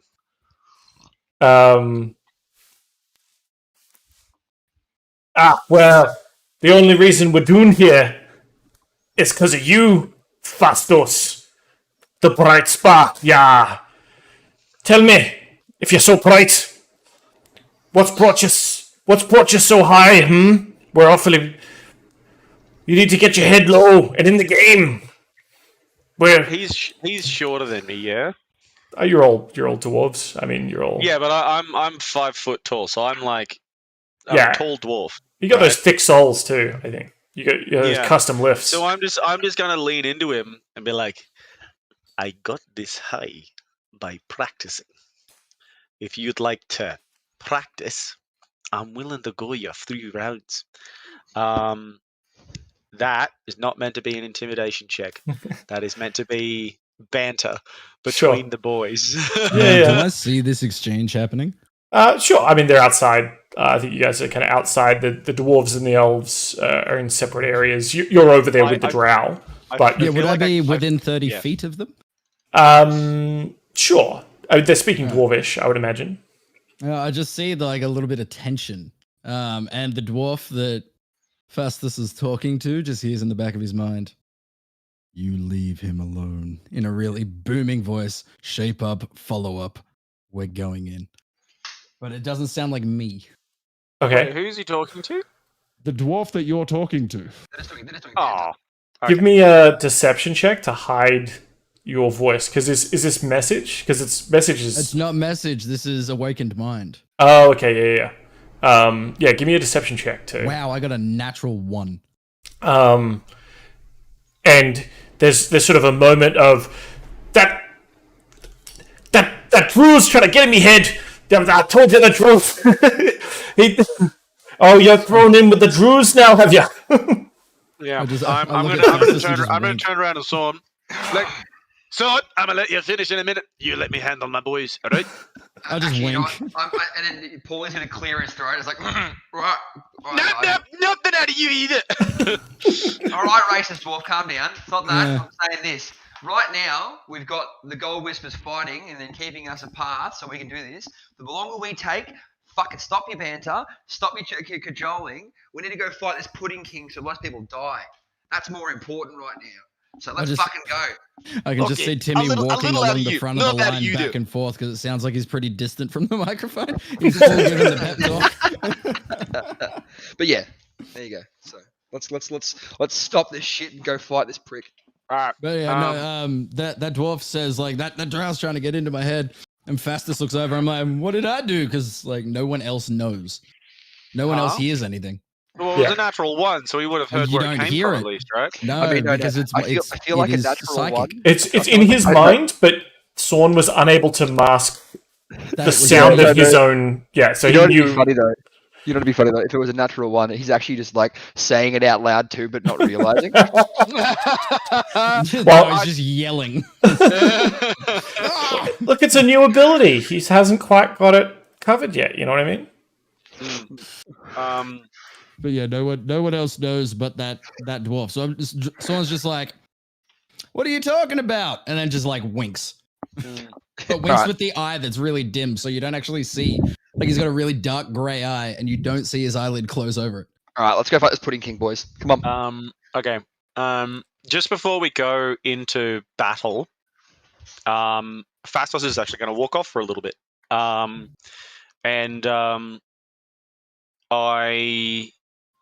look, if somebody has a high perception check, they can probably make out what I'm saying. But he's sort of just going to have a little quiet moment to himself, and you see him pull out a small pocket watch out of his pocket. And if you want to know what's inside the pocket watch, you can roll for perception. But like, if you don't want to, don't bother. Someone can see, someone don't care. So just Sean, walks you away. can see the image of a female dwarf on the inside of this pocket watch. Do I see a magnificent female dwarven beard? Yes. Yes. Someone gets a little hot under the collar and walks away. So bushy. And Fastos has a very quiet moment to himself before he goes into battle, and then he holds it close to his chest, and then he puts it back in his pocket. And he's like, "Okay, let's go," and sort of starts to like try to keep the act up, you know, and keep that gruff exterior motivated, and starts to walk toward the Pudding King, wherever he may be. Someone will just say into Fastless's head, "It's good to have something to fight for," and just keep walking. He doesn't even look, doesn't interact in any way. Don't see That's it because all you Fastos hear. walking away, but you see a single tear roll down his face. Yeah, you don't. No one sees me react to anything. I'm just walking, and that pops into your head in my voice. Now, is your awakened mind two-way or is it one-way? Awakened mind. Here, where'd it go? Awakened mind. You can telepathically speak to any creature you can see within 30 feet of you. If it understands at least one language. So, I think I can speak to. I can't receive. Okay. Good thing I understand 4 languages. Same. It's not a competition, guys. All right. I can understand 17 languages. I just made up a new I'm language just then that me and my imaginary friend have that you've never even heard of. So, you know. My imaginary friend's great. She's a giant snake. She eats nightmares. She actually does. It's terrifying. All right. Cool. So, over the course of an hour, these sappers sort of make their headway, busting into lay the charges. You all get the benefits of a short rest. Very good. That is Wonderful. done. It's gonna I spend believe. spend a couple of hit die while I'm at it. I got my packed magic back. Cool. Let's move you up into the thick of things. The thick of it. Where is how beat up are you all right now? I'm pretty good now. I'm pretty good now too. Okay. See a bandage like wrapped around the side. Like someone's got like an eye sort of bandaged. But it's the eye that he can't see out of anyway, so it doesn't really. Other than the necrosis, yeah. I mean, So wait, that wasn't the Pudding King's lair. That was just like the dome for that. Okay, right. Pudding King's still waiting for us. We could have probably avoided all of that if we blew ourselves into here and the bird was good at his skill checks. Yeah. Yeah, maybe. The ruined stockade ahead of you, once packed with what looks like sort of a barricade and wall and barrier that is made of sort of zirkwood and trillimac fungi.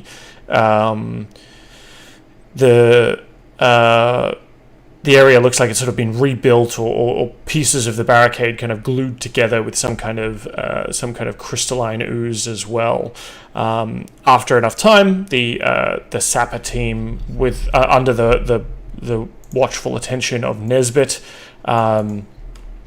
get their explosives in place, their powder kegs, and Nesbit sort of says to you, Paul, he's like, right, well, you kind of know this explosion be too big for the likes of big wee jobs like yourself. I, of course, can stare directly into the explosion, and I believe we should do so and up until the last minute. So only at the very last minute should we get out of and duck out of cover.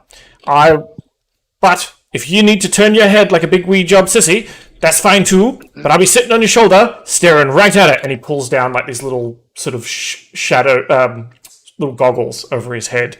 And then like Ratty pulls over like tiny little smoked glasses, sunglasses over his eyes.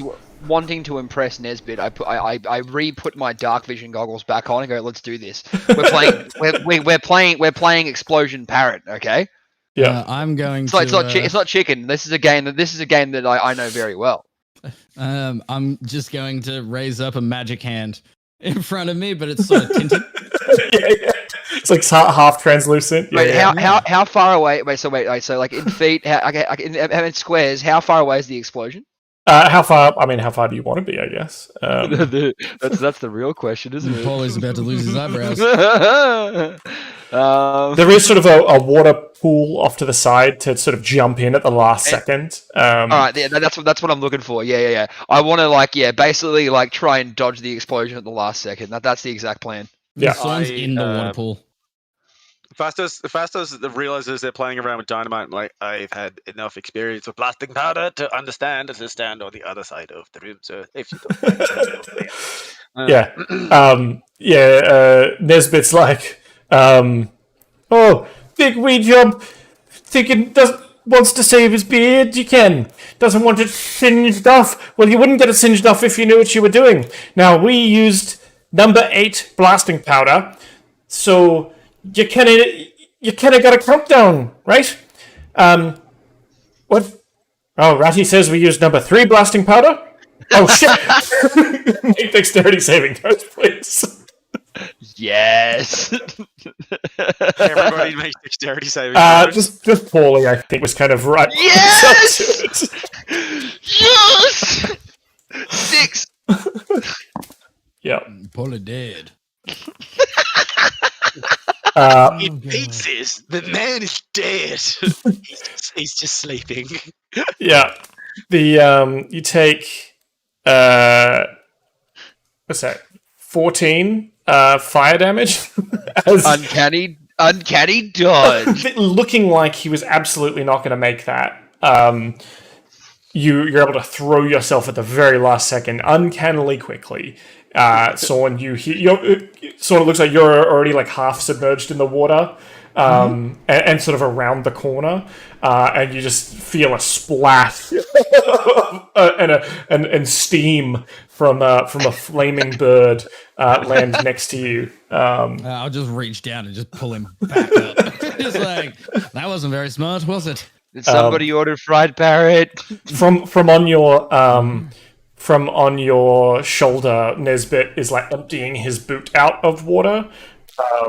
Onto my head. Yeah, onto your head, and sort of like he's got his finger in his ear. To douse a flame off it that's still lit up on my like one of my feathers is still lit, so he's just like dumped like this like boot water onto the last like flaming feather. And then he pulls his boot back on, and he's like, just way too. I'm gonna step back from the mic, but like, just see that, Ratty. What? It's just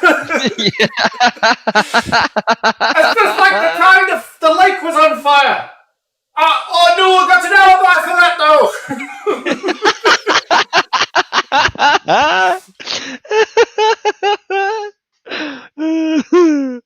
I'm so happy I have Nesbit on my shoulder.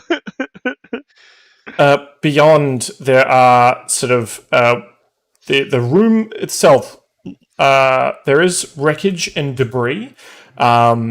Some from the explosion, but pieces of the old barricade are here, and they look like they've sort of been scoured clean.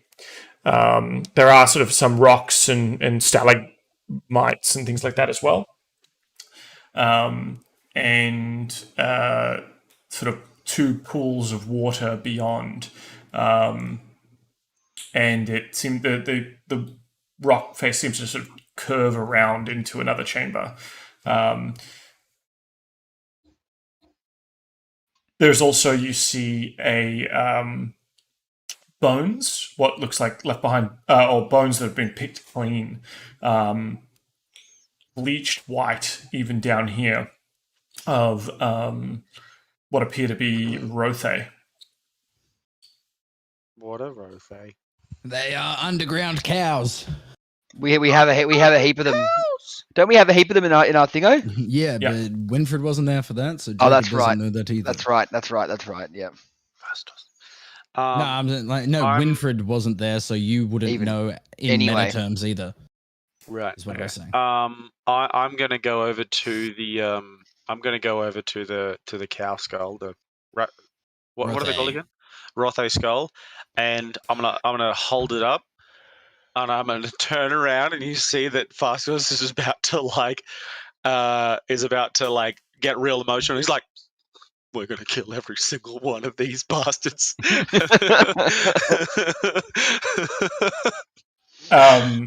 And Oh god, he's a racist vegan. I'm not. No, I'm not a vegan. No. one of the Didn't say you weren't a racist. Says as he eats a mouthful of meat. one of the Zepneblin Oh, it's not meat. It's possible. God damn it. one of the Zepneblin turns to you, Paulie. Actually, probably says to you, Sorn, and says, I mean, most of this. It says I don't tell the dwarf, I think, but most of. Actually, this might be from the Lady Drow, the priestess. She comes over to you, Sorn, and she's like, "Oh, maybe don't tell your dwarf friend that this was actually us. We killed their Rothe and ransacked the place." Well, okay, I don't say a word. I just think back into her head. Noted, I won't tell him. He's not really a friend yet. No. I saw the bleached bones, and I thought that they might have been bleached by the acid. Yeah, she's like, I mean, we left dead Rothe behind. It seems like they've. Eating the corpses. Well, what are we going to do with some Rothe? We just decided that, we couldn't take them with us, so we kind of killed them and salted the earth.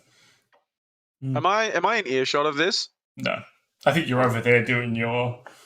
Yeah, you wouldn't be if the drow came over to talk to me. I would have taken a step further away I from. think they're group. speaking in Undercommon too. Like she's speaking to you in your language for sure. Or in Elvish. Yeah. Yeah. I'll think back to her in Elvish. I'm just like noted. I don't know I mean, him for that us, well yet. For us, this was like a month ago. Yeah. Okay. Oh, so it's a longer. I just didn't want the cows to suffer. I mean, in real terms, I think it's been what 200 years. Yeah, something like that. Yeah, we were in stone for quite a while. Yeah. All right, won't tell him. Too easy. It's no Yeah. skin off my teeth. Yeah. Let's not poke the The short dwarf. man. Yeah. Yeah. Battle rager. Cool. All right. So you've got a room ahead of you. Plenty to look at. Freshwater pools along the sort of northeast wall. There are dozens of other ooze creatures. You see sort of black puddings, grey oozes loitering around, but they sort of split off from the center, almost parting like the Oozy Sea. the oozy sea, and like oozes. Mooses. Do they have fedoras on? I don't. I'm trying to find the slime pun in there, and I don't find the slime pun in there. I just want to pop up my what were they? My dancing lights. I mean, let's keep the drow and then basically let the drow form a column so we can get through just in case as well. We are not using my drow people as fodder. When they're not fodder, they're like shit. Okay, because there's oozes on each side, like parting. We don't want it closing in on us, so we want to have a defensive line. You know what I mean? Like, it's like maybe even like a pyramid, so that way we don't get all just wiped out in fucking seconds. Or a circle, whichever. I'm just saying, we need to make sure we have a tight formation. Do ooze understand language? Brain, mate. No. Give me an Arcana check. I'm just gonna try and talk into one of their heads. Okay. Instead. Do they have heads? Into one of the oozes. Well, we just fought a bunch of oozes and a couple of them could speak. So Sawn's just going off of that. Yeah, but they were particularly powerful oozes. It doesn't matter. Sawn's just going off the fact that two of them could speak. So he's hoping that the others are just quiet because they're a bit shy. But I like that thought process, though. what do you say? What do you say? I'm gonna say, are you parting way to let us through? They wobble menacingly, but don't have vocal cords to respond. Give me an insight check. Insight check. That's a 5. Hard Seems good to me, guys. I'm just gonna put my dancing lights up. I pop wide like. Oh, wait, let me select a spot. Come on, man. I'm just gonna draw. Give me a circle. One here, one here, one here, and one here.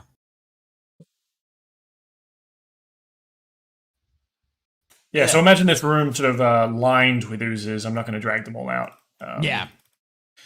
But oozes of all different shapes, holding their own shape as well. Unlike the room beyond the sphere that was sort of, they're all one big puddle, rainbow puddle. These all are sort of standing at attention as if guards or an honor guard of sorts. Do they react at all to the light? No. Okay. But you're also pretty certain that they don't have eyes. Okay. Yeah, the light's purely there for our benefit. That can go there. That can go there. And there's one more, like the same distance apart from this top one. Just pop the lights, and I'm keeping them fairly like. I think you can move these things. Yeah. Cool. I'm keeping them fairly. I only have 3 of them. That's all. I pop 4. Oh yeah. With dancing lights. That's all. I'm just keeping them fairly like mid height, so probably. Sure. There we go. Just to light up the path a little bit, I want to see, is there anything on the floor that would tell of these oozes attacking anything? Give me a perception check. Whoop. 23. That's a nat 20. I see everything. Yeah. He's just like one of those towers in like every modern open world game. It's just Sawn just goes, and he sees everything on the minimap. I am the Eye of Sauron. Mm-hmm. It's just like, I see you. What you thought at first blush was a stalagmite, you realize does have eyes and seems to be blinking them in this sort of dancing lights that you've seen. Then you see its move and its stone skin kind of shimmers and it starts opening in strange ways. And it looks like this. We don't have a. That is terrifying. I'm going. We have fought one of those. We have fought one of those before. No. We fought something very similar to it because I was going to say it's a pity we don't have Winfried here to suplex it into oblivion. I'm going to move my dancing lights all around it. Yeah. Its eyes start blinking wildly and it starts gibbering to itself. And it starts saying like, Danachak, Danachim, Dochu. Who goes? It goes, oos. And it's just sort of like its multiple mouths are kind of like call and responsing, but also not in any particular sane way. I will speak into its head and say, "Hello there, friend. Are you friend? Are you foe?" It doesn't either doesn't seem to respond or is just constantly responding in a stream of consciousness from 12 different mouths. I'm gonna That turn checks out. to everyone next to me and say, "He's insane. It's insane. They are insane. I don't know. I tried to talk to him. He does. He's either responding a lot or not responding at all. I genuinely don't know. Why don't you try hit it, dwarf man? I tried everything I got." I'm gonna like tug on Paulie's jacket Yeah, for a can we moment and be like, can we avoid him? I have an idea, but I'm gonna need your pointy dagger there. Yeah, sure. All right. So what I want you to do is I want you to plunge that thing as deep as you can into that thingo, and then I'll cast a little heat metal on it, and then I won't be able to get it out, and it'll burn. But I need this dagger. I understand you need this dagger. If you don't get it back, I'll make you something identical to it. and I'll sort of like size up the dagger and everything, and pull out my little pull out like my smith tools and like get a measurement and everything. Like, I can make you something identical to it. Okay, fine. I'll even add a little bit of, look, Can fastest we charm. just before we do this though? I mean, I'm just thinking because we need to save our strength for the Pudding King. Can we get around these guys without annoying them? Well, we've got the oozes at the top and bottom of the corridor by the sounds of it, and then this guy Yep. smack bang in the middle. Right. Okay. All right. I can just walk up to him. I just think, like, I mean, That ooze looks like a fucking tsunami. I don't like him. I don't want you guys can go in first now. That's all you. well, we should bring the drow in anyway. Like I said, the drow can defend against the oozes, and then we'll attack this fucker. So, like I said, I reckon the best move is having the drow on either side of us, and then we walk through as a column, and then attack this fucking stalagmite thing. that's a lot of oozes. That's my point. That's why when I said he said like there was like over a dozen of them. We need a drow on each side defending us so we can walk through and get to the Pudding King. Is that Pudding King in the middle? Is it? No, he's not even there. He's in the next Alright. room. In the next room. That's my point. He's So got maybe a door between him and us. Hey, does anybody remember that scene in How to Train Your Dragon? we've got 30 good boys. Listen for a second, okay? We've got 30 drow here, right? They can even attack this fucking stalactite. We just need to get to the next place. Maybe we don't need to attack. I think we're looking into this too much. Sorn's just gonna start walking in. Yeah, Like, let's get the drow to fucking go on either side and start attacking. Before you can even tell the drow, Sorn's just gonna take a few steps into the walkway and just sort of gauge the situation. Like he's just like, huh? Like takes a step, looks at the pudding, takes another step, looks at the pudding. Did they do anything? Dan, They wobble slowly, but they don't seem to lunge at you or start moving forward at all. Okay, that's why. Can you just trust me on this one, boys? Let's have them on either side. I don't want to get stuck in the middle of this. Oh, we can have them with us. I just don't think I'm going to tell the drow, don't like in Elvish, don't attack unless absolutely necessary. Yeah, perfect. Okay, I got you. And then I'm going to just slowly lead the way through. You're getting closer and closer to this gibbering creature.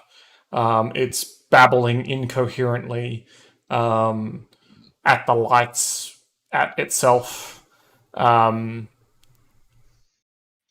you get closer, I need you to make a wisdom saving throw, please. A wisdom save. Can I? Oh, wait.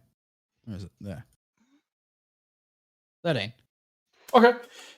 You've heard crazier shit come out of Paulie's mouth in stream of consciousness. In fact, you've been to Thorindir's slam poetry nights. So, like, you just tune that shit out. And can I also try moving my dancing lights? I'm gonna move them. Sure. I want to see if it gets distracted and follows them out of the middle of the path. It's staying where it is, but as you get closer, you notice as well that the ground around it is sort of weirdly like warped. Particularly as you get closer, the ground around it in a sort of a 10-foot radius seems like dough-like. Its madness is seemingly affecting the very reality around it. Give me an Arcana check. Arcana. 22. Yeah, so you make the lights pulse and dance around it, and it. Let's see what it gets. It is completely enamored by these light balls and sort of start very slowly moving to sort of chase after them like a kitten. The dough-like terrain around it, its sort of aura of madness, even on the earth, moves with it. I'm just going to continually move these lights further and further until I create us a path through. Sure. And then I am going to also follow the path through and just like say quietly back to them, don't get within 10 or so feet of that creature. I don't think it would be good. Okay. You see just it gonna spitting follow chemical blobs out at the lights, and they sort of explode in small, like, fireworks. I need all of you to make a dexterity saving throw. 22. Whew. 5. 17. All of you, apart from Fastos, sort of get your arm up to kind of block the blinding light. Whereas Fastos, you're kind of blinded for a moment, but then it fades. You get your vision back eventually. D&D flashbang. That's right. I will continue to walk the path. I'm just gonna walk like single file behind everybody else. Yeah, this is a very tense moment as we make our way through. I'm going to get us like, just keep going until I get to like a point of like here, and I'd imagine that the group catches up to me. Sure. I want to look back at all of the slimes that we've just passed. Yeah, they aren't moving. In fact, as you move the light, though, to move the gibbering mouther closer to one of the slimes, one of them sort of oozes forward, and you kind of stop hearing the incomprehensible language because well, you can kind of hear it, but it's very muffled as if underwater. So he's been soaked into a slime now. Okay. I'm just going to say to everyone, I think we're okay. I think we just continue on to the next room, and then I'll bring myself up to here. And do I see anything as the path gets narrower? Give me a perception check. I don't like narrow paths around slimes anymore. That's a 20. You don't see anything immediately in front of you, but I know you're very cautious about gelatinous cubes now. You actually see that there's a bit of a shimmer of what appears to be a gelatinous cube around the Pudding King himself. So whilst you see that shimmer between you and him, it's up on his throne, and you actually see phosphorescent lichen illuminating this cave, the floor of which is covered with pools of green slime. More green slime clings to the ceiling and forms hideous drapes along the walls. In the middle of the cave, facing you, is a slime-covered throne. I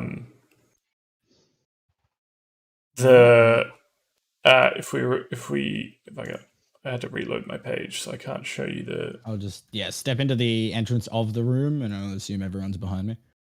The Pudding King sits there on his, floating slightly above his slime-covered throne. He sort of floats up in the air as if flying. Although you see, Sorn, that his head eventually kind of pops out of the gelatinous cube, and he chortles Hello, Calais, now you can join the party! You can be one with the Faceless Lord. Just let yourselves be eaten and disgorged. I have my own lord. But I would partake in conversation with you, if you would allow it. I'm being very polite at the moment. Sure. He says, you killed my son and daughter to the Faceless Lord, but no matter. They shall be reborn, reformed, reforged, and then disgorged back into Blingdenstone. The poor gnome, gone from these halls, still hearing their cries and calls. But you come here to the King of Puddings.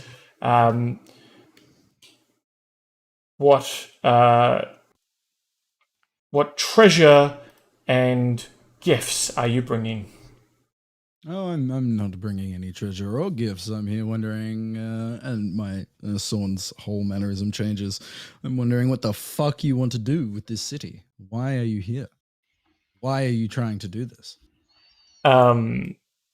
This city will be scoured clean. It is just it is dirt and dust and decay. And did you know that you are covered in dead flesh?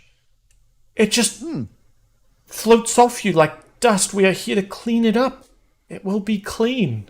Why do Can you I, not clean Can outside? I We can I try sweep go it. stealth while they're I was talking? actually gonna suggest that. They're like, hey, if you're gonna go sneaky like, then Yeah, like, can I try go stealth? Sure. 17.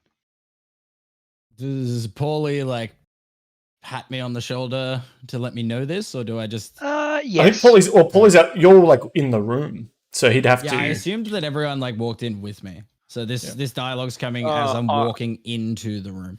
oh, okay. So Yeah, I'm guessing we're more like here then. By the time that I'm I'll let- talking, I mean- but I would have assumed that Paulie would have made his stealth as we walk through this little tight section. Yeah, I think it'd be very difficult to be in a large chamber that is empty and then from there disappear. Yeah. Yeah, I would have gone stealth as we walked into Sure. walked around the corner. Yeah. Okay. And then I'll just keep talking, and like as Paulie's stealthed and walking around, I'll keep making my way forward into the room, and Yep. keep as much attention on myself while having the conversation.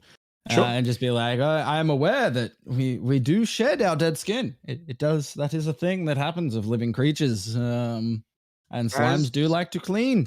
As Sorn is having this conversation with the Pudding King, I'm gonna scope out the room and I'm gonna see, like, basically just do a little battle survey. Like, I want to see like entry and exit points.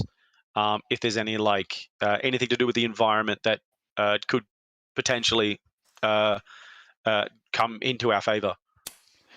And you just tell me how you want me to move. How and when you want me to move forward to, Dan. Sure. I'll answer that in separate questions. So Sorn's having this conversation, getting the attention of the Pudding King. Fastos is looking around, assessing the tactical scenario. Give me a perception check, Fastos. An 11. You notice Not rolling great today. Yeah, you notice the green puddles on the ground, and up above them is sort of green pools. You know, it's almost like a faucet that has a lot of tension in the water. Like it's about to drip, but it may drip at any time. Does it look flammable at all? No, not flammable. Like, does it like you know how like when you spill petrol or something like that, how it has like this little swirls in it, you know? Yeah, in fact, these things look like more water than oil. Like or like vinegar, really. Like it's you Yeah, I mean, with an 11, you don't get a lot, but you do that's- see that's- that. that's Yeah, fine. there's stuff Yeah. up in the roof there, Yep. and it doesn't look like everything slimy is always bad. Mhm, Typically, So someone's going to avoid all of the wet patches on the ground as he makes his way through. yeah. Continually just saying. If he has an having- awakened mind, like, does he have to like make an action to use that, or can I just No. speak to him through awakened mind? You can't speak to me through awakened mind. Only I can speak to you. Oh, it's If not you two-way. have sending or Okay. message, I can No, hear no, no, no. you. I was just wondering if your ability was two-way. That's all. Yeah, no, it's not. Not currently. Yeah. Okay. Not currently. I will. Yeah, Son will continue just slowly, every so like very, very slowly walking through the room and putting on as much charisma as possible. Yeah. And just asking, like, I do understand that you like to clean up the mess. That's what slimes do. They like to eat and engorge on this stuff. But there are also living things in this city. Yes, Why would you? they're the tastiest. I mean, things that things that have no organic matter. What are they? That's the earth. That's the stone. They are inert. There is nothing to them. But things that sizzle and taste. So good. And we leave it clean and healthy, and it is a scouring of this place. If the gnomes did not want to be that, they would go somewhere else. But we know that that gnomes dig deep and they want their rocks and their stones. I'm saving them from a worse fate. The faceless. Sorry. May I move forward? Yeah. You can keep. As you. You're hugging the walls. You've are light-footed across this green slime on the ground, but you feel it sort of sizzling through your boots somewhat as you make your way across. Son I'm will- gonna. I want to. Like, I know he's not gonna see me, but I want to try and like mention over to Paulie, like, hey, don't touch that. Why would you do that? Like, it's okay. I know. Like, Why before, would- like, I know he's not gonna see it, but like before he steps in it, like, hey, don't touch. Ah, fuck. Okay. Son will just say, would it not be better to keep up some sort of agreement with the living folk of this city? Because then you have a constant stream of food, whereas if you kill them all and absorb them all, you have no food left. Does the anteater make a deal with the ants? Do you Do even you know make what a an deal with- anteater is? Yeah. Oh, with that comment, Fastos is gonna walk up beside Saw and be like, "Who the fuck do you think you're calling an ant, you wee bastard?" Son will just put his hand out, like hold him back a little bit. He's like, pay no mind of him. Pay Does- no mind of him. He's a very. Does he's the got quite a spider temper on him. make a deal with the flies? Hmm. Do you make a deal with the Rothe that once lived here? No, your people came in and murdered them all. The thing that I'm gonna do, I've just, And can Paulie sneak forward more now? Sure. yeah, I'll take one more step forward. And I'm gonna You didn't even- stay behind in Saw fact- since he's trying to push me backwards. You didn't even eat them. We did. We got more use out of them than you did. You would have let it decay. And even right now, you are decaying. You just don't know it yet, because the body's making involuntary movements, flapping its mouth. But really, you're in your death throes. And we're here as the last life form to take advantage of that. And we will wash over the earth, drown it in good slimy boys. Okay. Can I move forward again? Yeah. Before you do that, I'm gonna say, Hey, if the last life form on Earth is gonna be as creepy as those two fucking siblings as before, you can keep your incest and fuck off, Paulie. And as no, as No, before no. he can even before No, he can yell, that removes all surprise. yeah, Why? before he can yell anything, before anything gets Oh, yelled, come Sawn's on. just been bringing himself closer into the room. Oh, I mean, keeping. if Fastos yells out, you can't Yeah. stop him from yelling. No, That's you Yeah. can't. Not at all. Yeah. You can't stop him from yelling. But no, as Fastos is yelling, Sawn's gonna just let a firebolt go as well. You Okay. can't let me have a moment, could you? That's what I was doing the whole time. I was um, getting closer to let go of firebolt. Obviously, when that happens, I'll jump in. when you hear the yell from Fastos, you leap forward. I'll And fly. Yeah, I'll fly at him. cool. Do you want to give me your attack rolls? What are each of you doing? That's a natural 20 on my firebolt. It's pretty good. 21. Cool. And probably I'll attack with a dagger too. All right. So you fly at the Pudding King atop his throne, Paulie. And 5 feet from the Pudding King, you find yourself stuck in a gelatinous cube. Yes, that's even better. Sawn, your firebolt hits the gelatinous cube, and we will resolve that momentarily. Fastos? And I wanted to cast. Actually, no, never mind. Never mind. I just realized Paulie's still holding it, so I'm not going to do it. Okay. What holding what? Your dagger. Yeah. Yeah, I don't want to do that. Paulie's holding the dagger, the cube's holding Paulie. Yeah, When pretty much. I Just like thought to the idea. myself, I maybe he's like suspended and he's. I love your fine. idea. Let's wait until I get more daggers, because then I can only attack once per round. I can literally make you one every new day if you keep bringing me materials. Well, that's what I'm saying. No, I can like, just for now. I'm saying because Alright. I only have the one dagger right heat now. metal doesn't destroy your dagger, right? But can I still use it? Yeah. Not while it's so- hot. No, that's Not what I while mean. it's hot. But that's what I'm not while saying. You gotta drop So it if while you it's use hot. Usually I'd have like 3 daggers, dude. I'm just down to the 1 right now. That's all. Alright. In fact, you gotta drop it like it's hot. Mm. Alright. I Well, would I'll imagine get- it after will being my quenched damage- in will my the Pudding damage King's then be- blood, then- I'll Will get my you damage each then be onto. to roll initiative, and we will resolve this next week. Okay. Will my damage go to that slime at least? Once you discover that you can't Oh, get to him within the slime, I think you'll be able to do the attack on the Oh my god, natty 1 though. There we go. on the Oh no, cube. actually no, 19. Oh, But- the first one was a 19. Oh As my you God. can imagine, the Pudding King was not surprised that you were going to attack him. My first one was a 19, but it came up as a 6 on the thing. I think Oh, I okay, yeah, I'll put you at 19. That's fair. That's fair.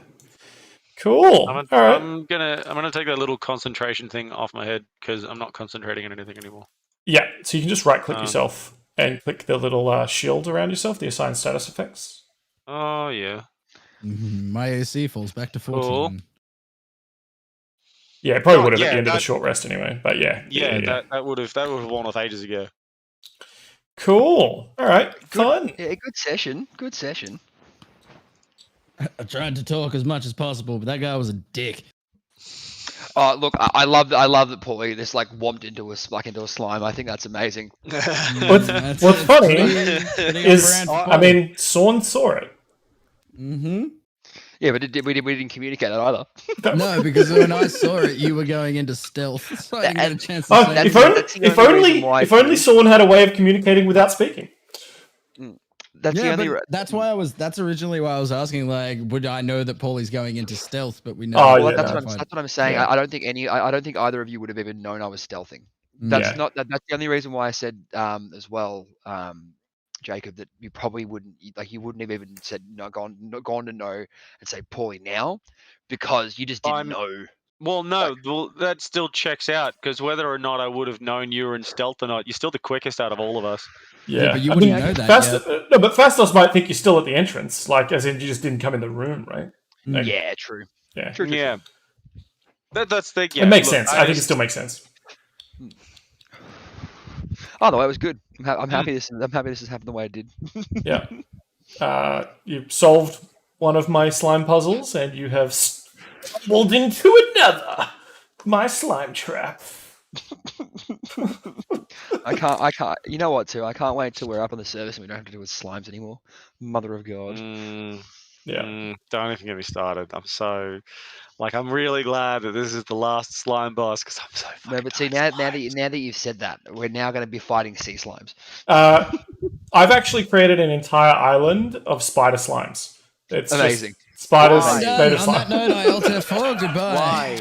I'm much the same. I'm like, Dan, find other fucking adventurers. Yeah. Yeah, I'm gonna go to the astral. Absolutely, I'm going to the astral plane. 110%. The fuck not. Actually, no, I'm not going to the astral plane because the astral plane has phase spiders. That's right. Made of slime. Made of acid. From the plane of acid. That's it. Sorn is doing everything he can in his power to become a Drider now. Can't beat him, join him. Yeah. Well, I hope you guys had fun on our delayed D&D session. No, it was good. Yeah, good. I'm It sorry was I was late. I wish I fantastic. was here for the earlier bit of the session. That's right. You know what? Segue into, do you know how you can catch up on the rest of the session that you were definitely there for in character? Whoa, you could just watch it on YouTube. You could rewind it right now, go watch it, hit like, and then comment and be like, wow, I can't believe that's how it turned out. Thanks. Love What you a guys. fantastic segue. Love it. What a brilliant way to handle life. But yeah, so go do that if you wanted to go just watch it again. You know what? Just leave it on play, on mute, as you go to bed, as you piss, as you brush your teeth.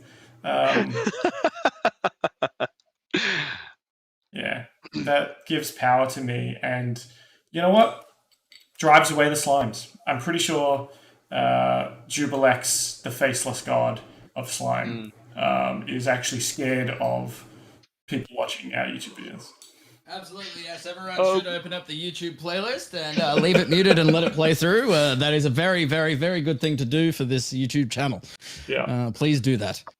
But in all seriousness, if there is someone who got this far, we are also planning the next chapter of the campaign, which will be on the surface, in the sunlight, on boats and on islands. And there's a way for... I've got a couple of people who will be running the factions, or running a faction each, and there's some factions that we haven't filled yet. So if you want to run a faction and send boats of pirates and marauders to murder these guys, that's also an option.